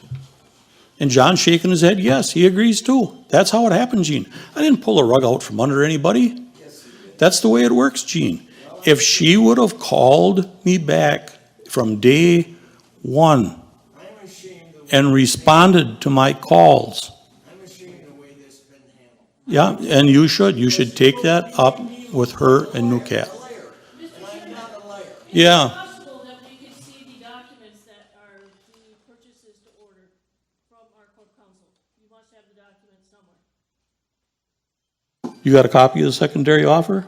I do. First and the secondary, because right now we don't have either one. Yeah, Okay. we have copies of both the first and secondary. Will you take her word that we have two of them, Sandy, or she really gotta go dig them out? This is getting ridiculous. We want copies. We have a right to see those purchases. Okay, Those, what amendments are in it, what contingencies.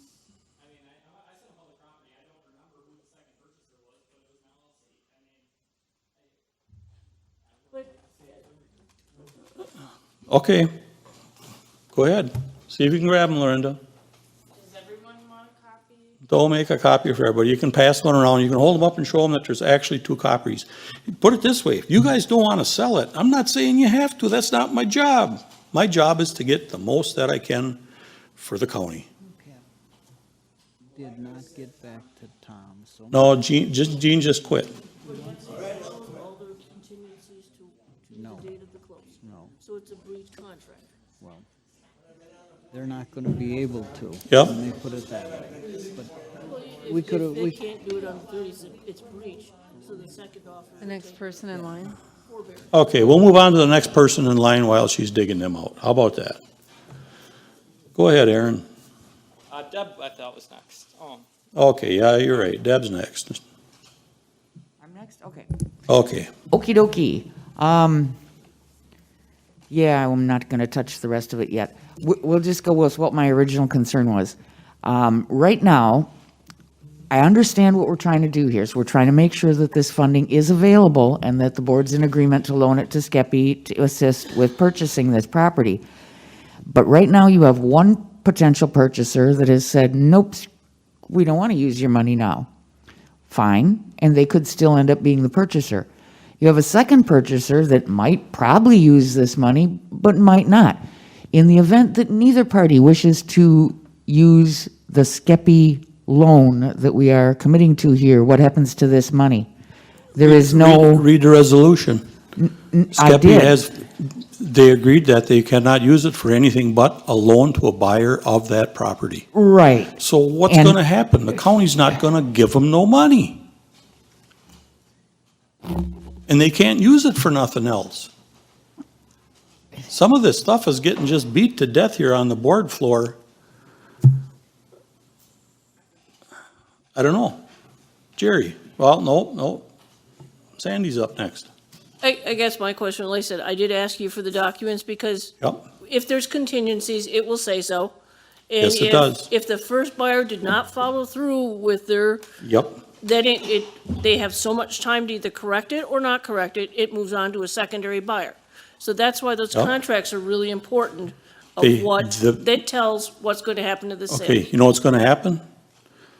It'll go to the secondary buyer probably. It's gonna go to a secondary buyer because NewCap monkeyed around so long, they cannot meet their own requirements they put on there. They have to have a conditional use permit issued to them by the 30th so they can close.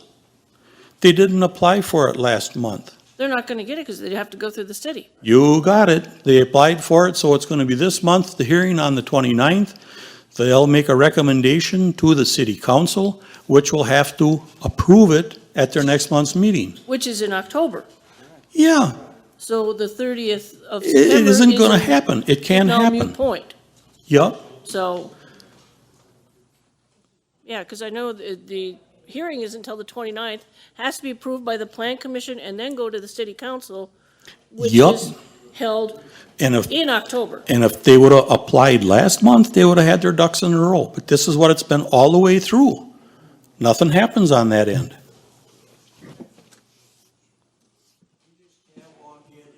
Aaron Damrow.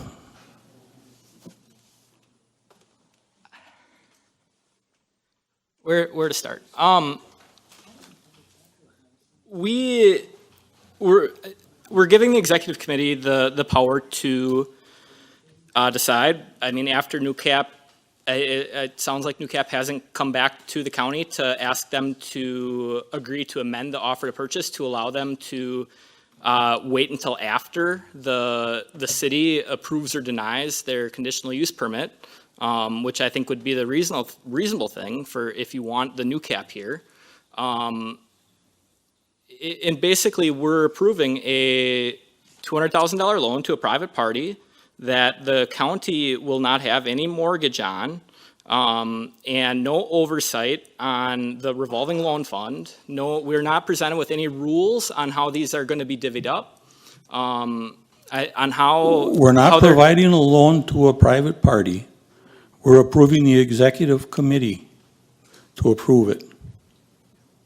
We're not just writing out a check tonight. But the end result is $200,000 to NewCap with no strings attached. 225 to be correct. Thank you.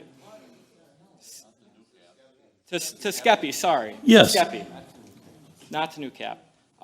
So we're giving Skeppy a $225,000 taxpayer-funded loan that they're going to, I mean, the way that it's written out right now is it's going to go to a private buyer. So we're financing essentially a No, private. it's going to Skeppy. Skeppy's guaranteeing it with the private buyer.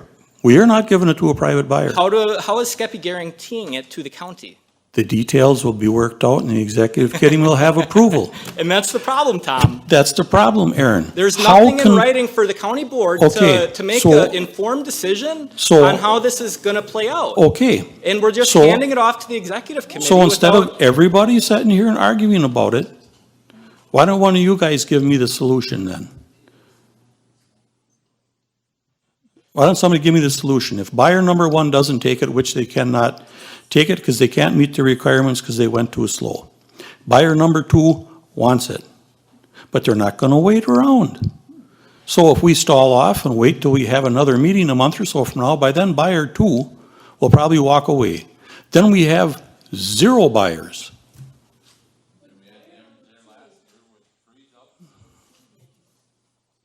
If the board doesn't want to do this, they don't have to. I've been trying for about 3-4 months now to try and make something happen with it. And between having to wait for this meeting and that meeting, this approval, that estimate, that appraisal, it's simply ridiculous. And You've known that you've wanted to do a SCEPI revolving loan fund. And my concern, I mean, new cap or the second buyer, whatever, it doesn't matter. The important thing is the $225,000 with the revolving loan fund. this is not a revolving loan fund. Read the resolution. They're getting the interest off of, I guess I don't understand the resolution then. No, Oh, wrong resolution I'm looking at. that would help. I guess I don't understand how the county, we're gonna give $225,000 to SCEPI, and. Read the whereas, it explains the whole thing. Well, not really, no. It does, you were in public property when we talked about that stuff.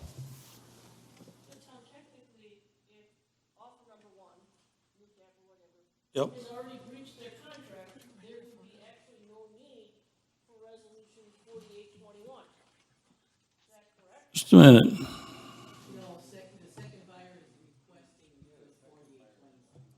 You said the second buyer didn't want to have it. One at a time, And please speak into your mic. and you gotta speak into your mic. Otherwise, it doesn't get recorded and you can't hear it on the playback. I really don't care. If you guys don't want to sell the building, let her rot.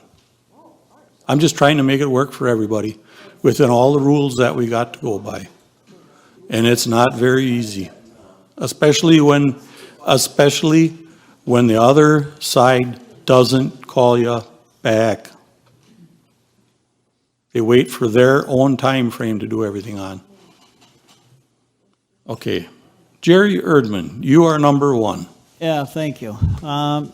Yeah, this is confusing, but in all honesty, there would be no confusion had NewCap actually kept following up and doing things in a consistent order. But they missed steps along the way. Otherwise, this would have been done. And they're obviously going to miss another step.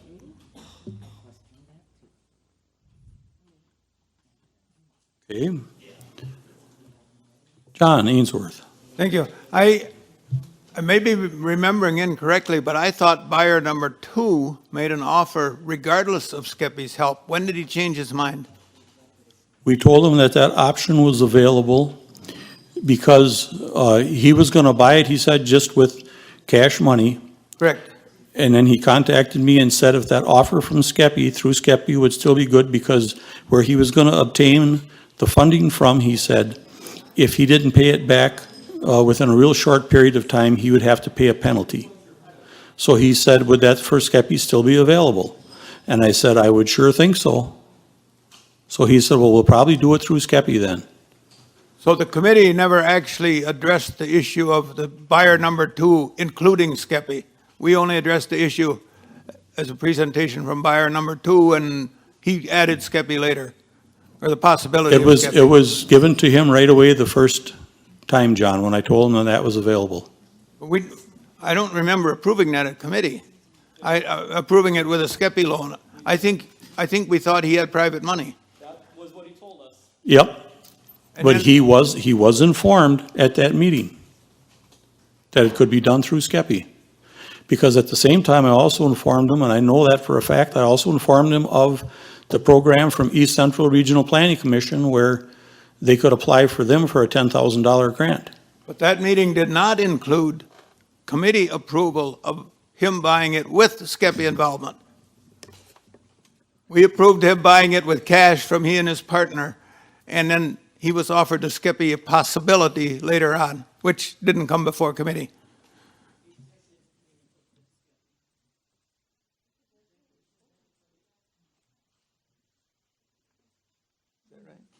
Yeah, all right. Okay? So what are we gonna do? We're gonna, as a board, we're gonna just stall it off? I don't care. Let her sit there. I don't think any individual county board member should be offering anything by themselves. It should be offered by committee. I didn't. I offered it to him that night, John. And You offered it to him. everybody was all happy. That was there at the committee level. We didn't act on that offer. That was your offer to him, as I remember it. That was my information that I gave him, the same information that I gave to Skeppy. I don't know if the committee would have voted the same had they known that there may be Skeppy involvement. I don't know. No way Did to know. anybody read the minutes to see that if that's in the minutes or not? That don't was get the commented minutes. on? If I look through the packet that I get, the minutes weren't in there. Oh, because they always go out on the tablet. Yeah, and I have had no luck whatsoever on the tablet at my house. I don't know why. I've just given in to paper.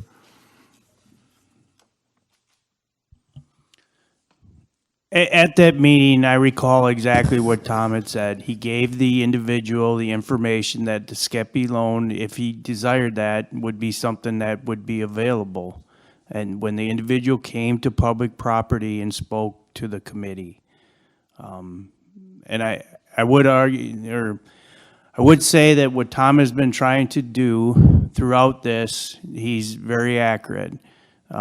We've had an incredibly difficult time getting in contact with the new CAP CEO. We were quite shocked when we did finally get her on the phone that we discussed, really, we understood the 200,000, and when she asked for the other $550,000, we did not believe that would pass at the board. Subsequently, we recommended to her to go get additional funding, to go through a bank. We even had her on the phone at an executive meeting.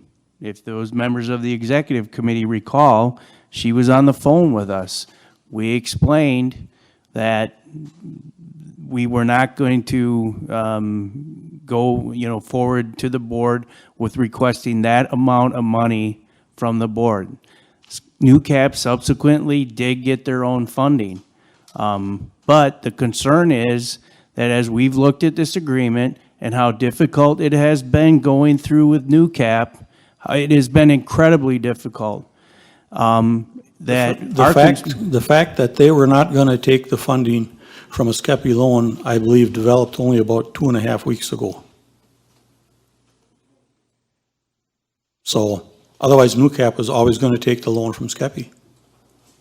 That developed about 2.5 weeks ago. And that's my point with this whole thing, guys.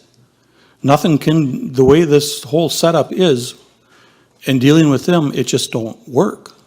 Especially when they don't call you back and operate on their own timeline, period. That's all they need yet. Why isn't he waiting until? Oh, wait, no, wait. Everybody stop.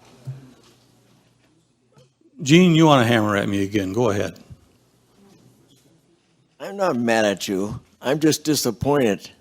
Okay. And I want you to hear that once more time. Okay. But I'm going to tell you that NewCap went out after they were told that they couldn't get that money from Skeppy. They went out and got the money. And you just don't walk in and say, I want 225,000 or 750,000, which they were asking for. The whole point is, Gene, they secured the loan. They did get their loan. Yeah, I got okay. the email. Thank you, Gene. Deb? Boys, knock it off. Back to my original concern. If neither buyer wants to use this money that we've just said we've agreed to loan Skeppy, I realize it says to assist potential buyers of the Lakeland property. I really would like to add something here that says if neither buyer utilizes the above referenced funding, well, on the Lakeland property prior to 12/30/21, that this resolution is null and void. I don't want to leave $225,000 just floating around out there. You can't make either buyer use this funding. We would like to make it available, but you can't make them use it. No, and we don't have to do this. Because he told me either way. And the whole point of this was originally Peter's original idea that if we run it through Skeppy, we're free and clear of the restrictions. I get So that. we We can don't just want to throw- go there. We can just throw this No. out. We don't have to approve it. Cash or Skeppy loan, he said, either way. Correct. And I think we were fine, Gene, with the 200 to New Cap as well. The problem is that the next thing we knew, all I got was a thing that said they were requesting like 750, which we don't have that kind of money to just give away. But I don't want to argue with you. It's just because I don't care who buys this building as long as it gets sold. We've spent too much time on this. I would just like some kind of caveat in here so that if nobody uses the money, that this resolution doesn't just sit there and hang forever. I mean, it's either used or it's not by December 30th of '21, Yeah, period. It's used when the building is sold. If the building's sold, it's done. They can't get it for anything else. You're Read the missing the second now, point, therefore. Tom. You mentioned being naive before. You're missing the whole point. I give up. Okay. He's not next in line. Huh?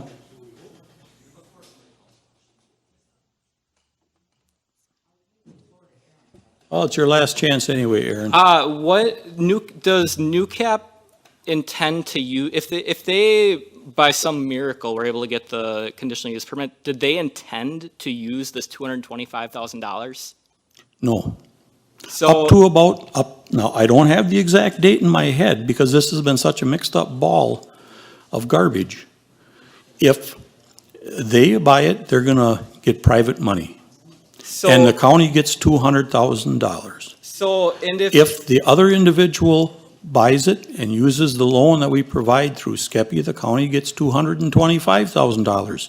If we don't give the loan to SCEPI, the second individual will buy it with their own money, and the county gets $225,000. I think you summed it up.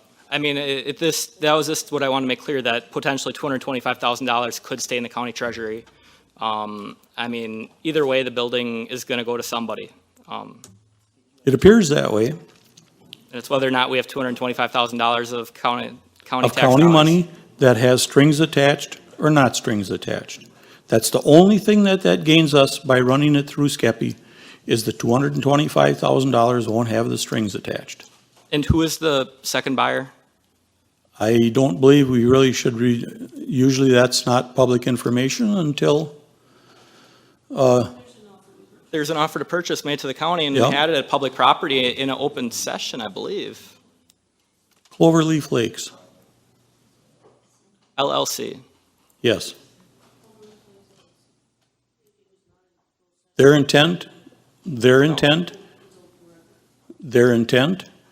is to buy it, and they're gonna in turn do some remodeling, and they're gonna lease it out as smaller spaces to individual people as a startup. Basically like a small incubator. Whether they do or not, I can't guarantee that. That's what we're told. And if SCEPI gives this loan, I mean, SCEPI's money is going to be paid back. SCEPI's funding coming from the county, and are they going to have a mortgage on this property in case this LLC defaults? That's their problem. SCEPI, once we borrow it to SCEPI then That's our owes, problem. That's our problem, because they're going to have to pay us back. And their only SCEPI funding owes is the from county us. the money. I would like to ask for a recess to see the documents.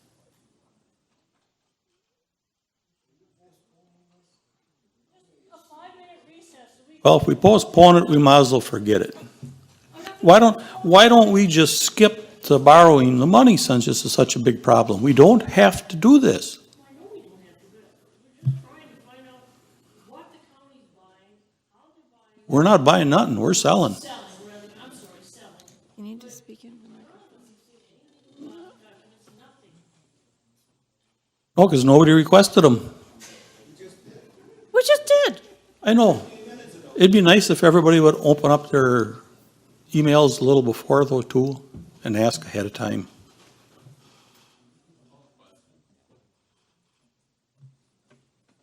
Go ahead, Jake. We'll wait 5 minutes. Just.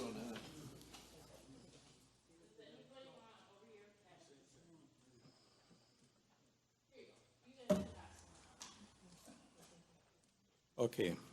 While Sandy's reading, Kathy, Unfortunately, but fortunately, Pam, I'm going to make an amendment that this resolution is null and void as of December 1st, 2021, if not used for the following offer or purchase, or that way there's a, if it's not used, it's not being given to Scappy. So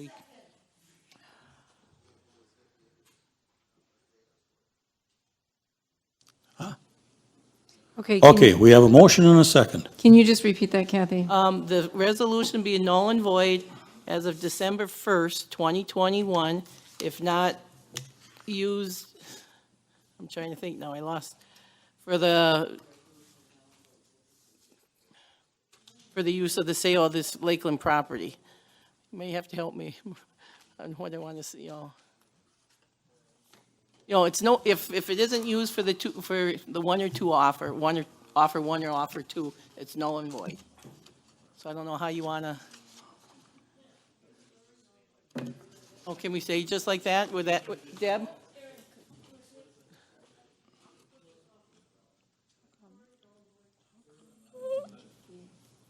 Line 198, Sandy, is what you're looking for.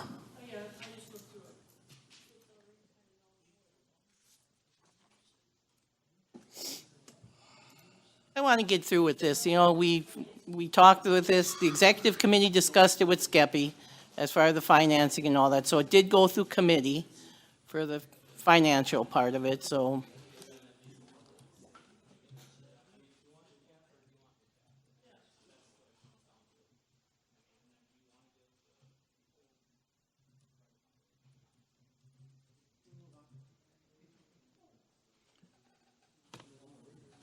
One more. Arlen, what do you think?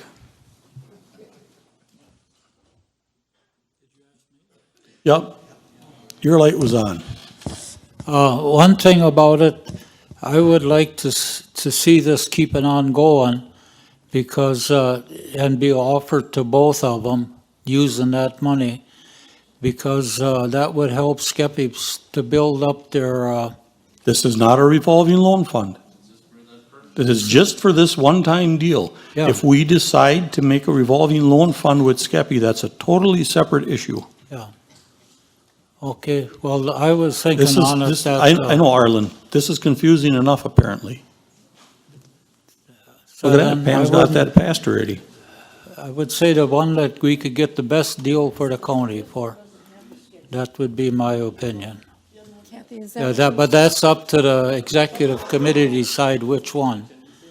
But if we aren't going to talk about the money part, then Skeppy, then I really don't have much to say on that. Yep. It's, Okay, thank you, Arlen.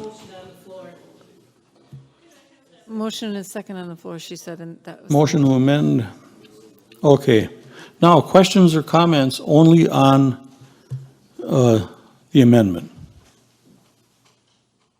And the motion says, or the amendment is motion to amend that this resolution is null and void on 12/1/2021 if the funds are not used for the sale of the Lakeland property by either purchaser.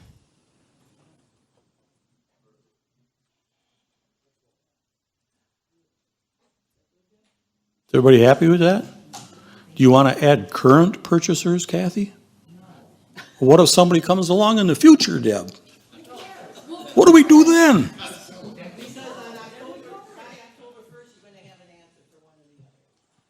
Yes. So I'm told. Okay, we've got a motion and a second for an amendment to the resolution. If you are in favor of that amendment, you would vote yes. If not, you would vote no.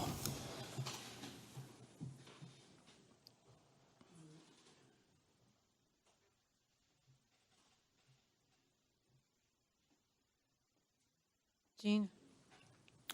22 yes, 2 no. So the resolution, or the amendment has passed. Now we are back to the original resolution. Okay, is there a second? Okay. Got a motion and a second to call the question. If you are in favor, Who seconded?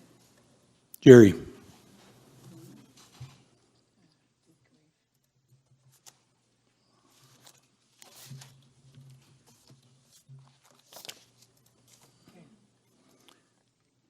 If you are in favor of resolution number 48-21 as amended, you would vote yes. If not, you would vote no.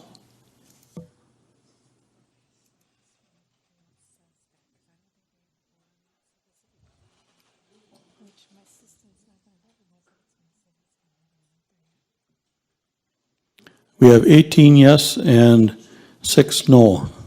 So the resolution has passed. Okay. Resolution, item number 14, resolution number 49-21. Pam? Approve the sale of the Lakeland property. Now therefore be it resolved by the Shawano County Board of Supervisors in session this 22nd day of September, 2021, that they approve the sale of the Lakeland property located at 504 Lakeland Road in the city of Shawano at a minimum price of no less than $200,000 as approved by the Executive Committee and the Public Property Committee, and hereby authorize the County Board Chair and County Clerk to execute any documents necessary to effectuate the sale of the Lakeland property submitted by the Executive Committee and Public Property Committee. Is there a motion to approve? Motion by Joe Miller, seconded by Dennis Knack. Jerry, you're up and on the board ready to comment.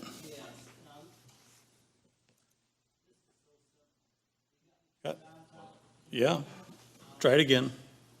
Try it Okay, again. good, thank you. This is so simple.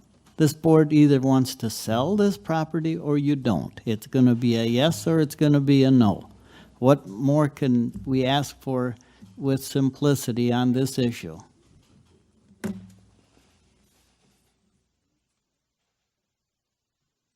Okay.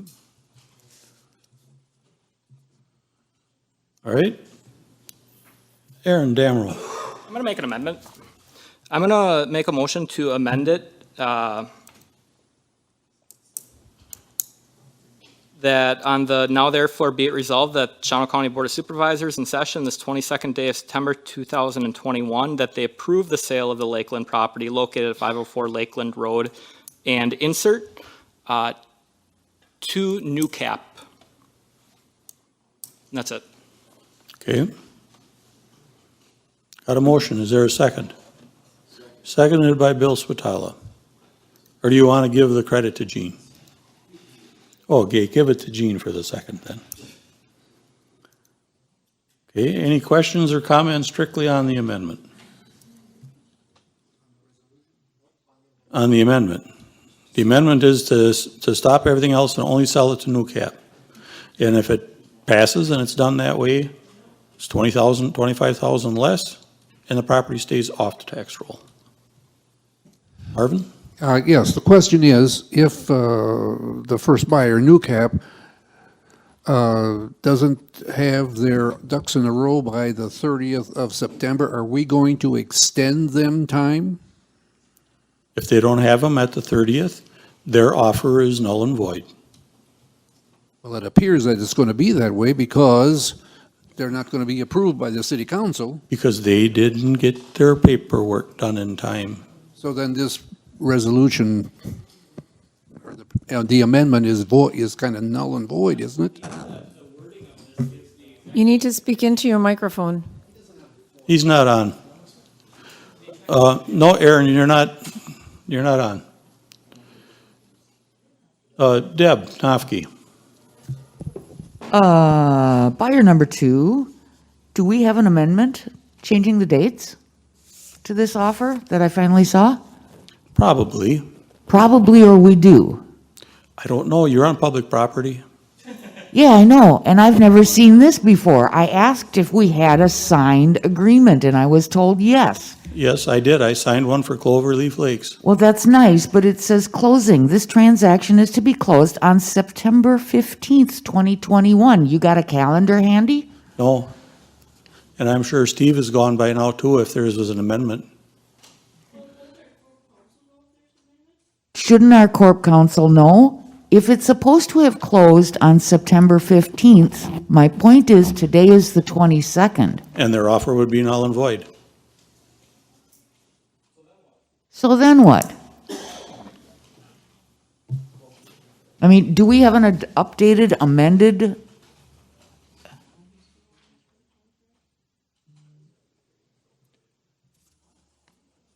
Here, Sandy, you tell me if you see any amendment in there. I can't find one.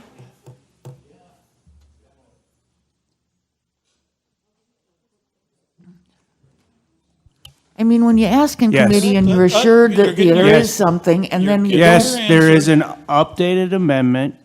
We will pass it around. This is what happens when the rest of the board is left out of the loop. No, this is what happens when public property has Steve sell the building, but then Steve lists it through a realtor, and then I wish somebody would have bought it right away, because the great realtor that we had, a person called me interested in buying the property or looking at it. I had to call Steve, and Steve had to tell him the second time that they got to get a hold of this person to let him in there and look at it. It's just been ridiculous from day one. This is new cap. This isn't buyer number two. Do we have an amended offer for buyer number two that says that it would close by September 15th? I think you're dealing with two offers that have basically told because nobody's.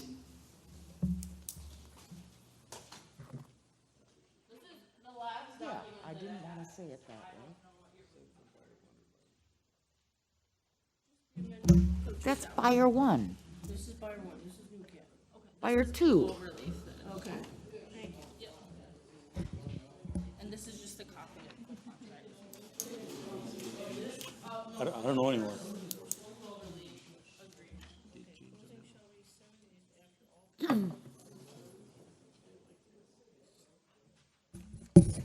What'd you find? An extension? And on topic, we are supposed to be discussing the amendment right now. Could somebody please repeat exactly, did we just limit it to only new cap buying this? Yes. You can't do that. Well, then vote no. You gonna call the question on the amendment, Kathy, please? Okay, yes, you can. And Randy will second that. Okay, if you are in favor, come on back there. We're gonna get going here now. If you are in favor of the amendment to sell it only to new cap, you would vote yes. If not, you would vote no.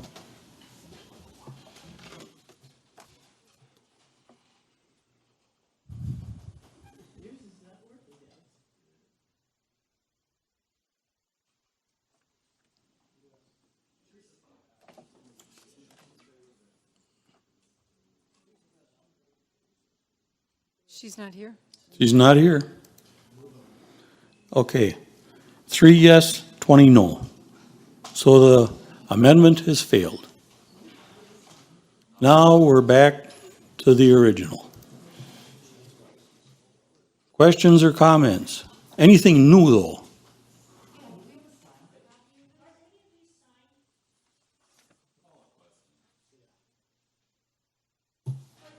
It's a legal document.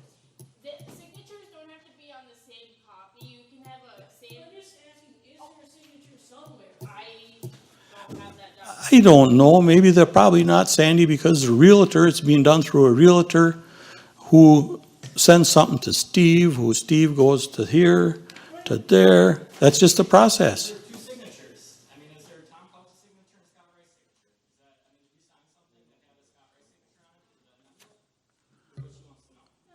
I don't know. I did sign, I know for sure I signed an original one.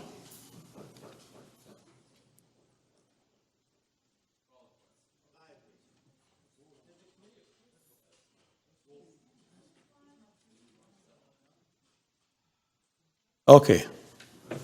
Well, they called the question. So, if you are in favor of resolution, of number 14, resolution number 49-21, approving the sale of Lakeland property, you would vote yes. If not, you would vote no.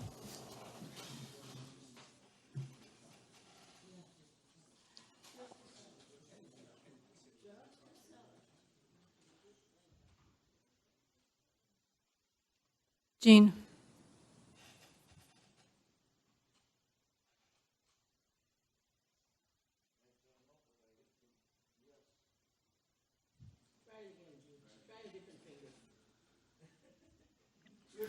Twenty-one yes, 3 no. Okay, so now, public property, or the executive committee can sell the property. If there's something wrong, well, we can stop it. But the board gave the blessing now finally to sell that piece of property. Thank you.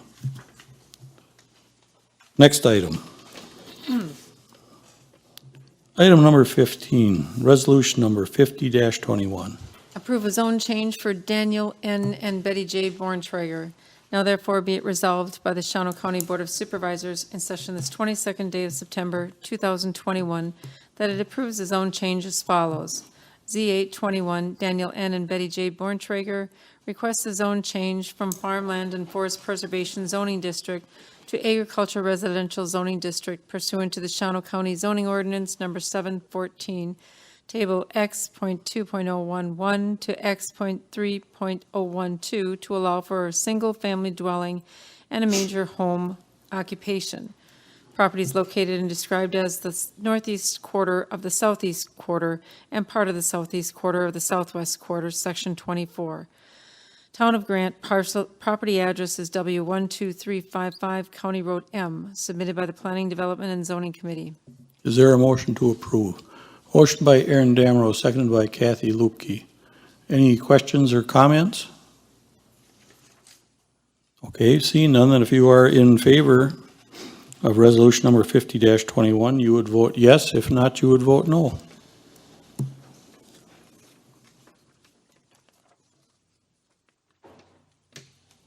Is Joe gone? Yep, Joe left. 23 yes, 0 no, 4 absent. Resolution has passed. Item number 16, annual reports. The TS annual report and the Veterans Annual Report will be placed on file. If you have any questions or comments on them, and get a hold of the department head and they'll take care of it for you.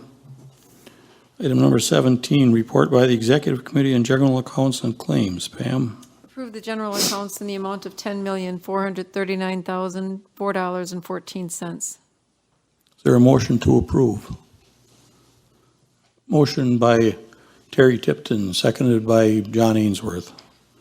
Any questions or comments? Seeing none, then if you are in favor of paying the bills, you would vote yes. If not, you would vote no.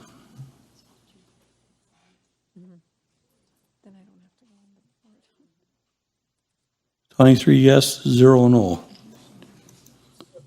Item number 18, acceptance of the committee minutes. Is there a motion to approve?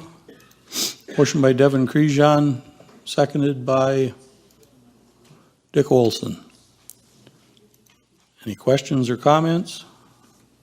Okay, seeing none, then by acclamation, all those in favor say aye. Aye. Opposed, same sign, motion carried. Item number 19, board member comments or new business to be considered at a future meeting.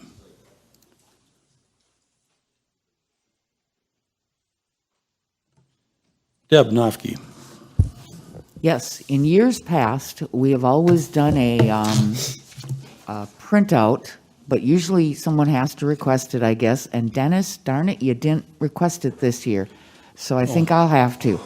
They did a printout showing. Annual per diems? Yep, the annual per diem listing as to who was compensated what. Because I think you'll find that we're probably the cheap end of government, but Isn't that what you usually request, Dennis? Yep, okay, can I request it this year, or you want to? Okay, I'll request it this year.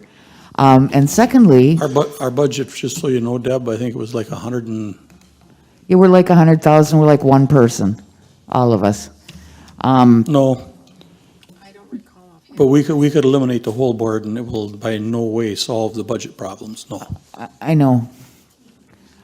Secondly, though, we also did a PTO change that this board didn't act on. It was apparently just the executive committee, where we funded an additional, I'm still not clear on whether it's 5 days of holiday pay or 7 days of holiday pay to the entire employee base.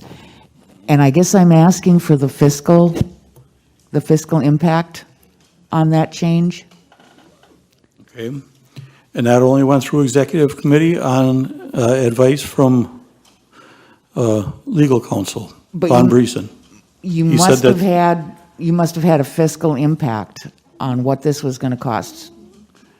Actually, it probably doesn't cost anything, Deb, but what it does is it degrades the, I don't know how to say it, the efficiency, because the employees are actually getting a little more time off. PTO is not free, it's money. It's like money in the bank if they don't use it, but you should encourage them to use it. We had already funded the holidays into the PTO bank. Okay. And now you're going to additionally pay them also holiday pay. And the question is that standard holiday pay? Is it holiday pay at time and a half?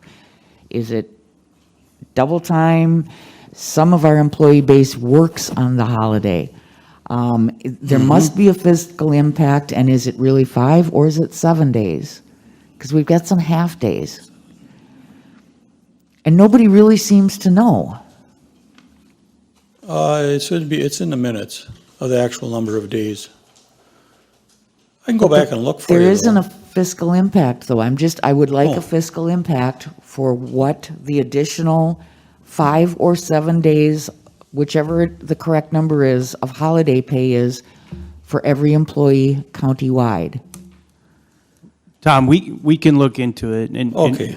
and so just real quick for the entire board, because I was the one that asked for this, and when I took over for the executive committee, when I negotiated with you for my contract, I didn't ask for a raise. What I asked for was the ability to speak to the executive committee, because I wanted the PTO policy to change as it related to the holidays. Employees were charged for the holidays, right? You can say it was calculated into their PTO formula, but here's the deal, folks.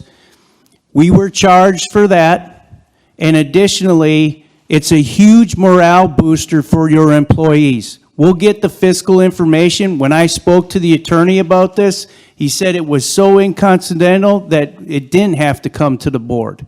And we sat down with the attorney about this, okay? We are at a 20% turnover rate, and I will tell you that was one of the biggest things that improved morale here in the county, was that change that the executive committee did. I fully support it. I'll get you the information, Deb. I have no problem doing that. But I asked for that because I thought it was that important for our employees. I don't want to argue with you, Jimmy, and that's not the issue. Okay. And you don't want to argue with me. It's, Okay. basically, we used to, the PTO bank was funded at the beginning of the year, that employee pay was plunked into the PTO bank. And then they were charged for it. And it was questioned ages ago, but that was apparently the only way to keep track of it. Fine. But we apparently are still doing that, and now additionally, still paying an additional 5 or 7, hard to say what, holiday days. I would like a fiscal impact on what that cost us. Jimmy just said he's gonna give you that. Unless it's incorrect that we are still then populating the bank at the beginning of the year with the holiday pays. If we're not, then it is a wash. And then thirdly, that's all I want, is the fiscal impact. Okay. Thirdly, are we going to recognize Tony? No, you normally don't when an employee quits. Where would you recognize him? He's I don't know, gone. he kind of retired, didn't he? He's gone. Okay. Well, how'd you recognize him? He's gone. He quit. I was told he sold his house and left. Okay. Had to ask. Oh, on Deb's comment, worried about giving that little bonus to the employees. I'll get ready for this. I can forward you all the email if you want. But Fond du Lac County just took $300,000 of their money from the sales tax, and they are awarding it to a business that hires an employee from outside the county and moves into the county. $15,000 a head. They'll reimburse the employer. They're actually spending money to pay people, any job, not a county job. That has nothing to do with the request for a fiscal impact We're- on we're- PTO. we're- No, it's my turn under committee comments now. That's all I'm doing. I'm just trying to get into the picture here that the employees are in a shortage. Just look around. We're gonna have to kind of face up to that we gotta kind of keep giving a little more raises, being a little more generous. Inflation's running nuts. That's why we got such a high turnover ratio. I know, and where does the money come from, Sandy?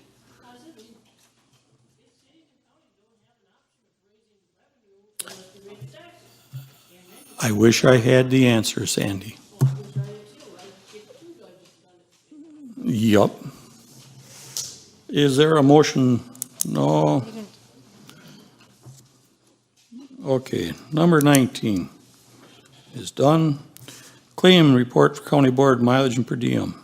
For today's meeting with 24 members present, 3 absent, a total paid out of $2,205.44. Is there a motion to approve? Motion by Kevin, seconded by Randy Young. Any questions, comments? Nope. Okay, if you're in favor of getting paid, you would vote yes. If not, you would vote no.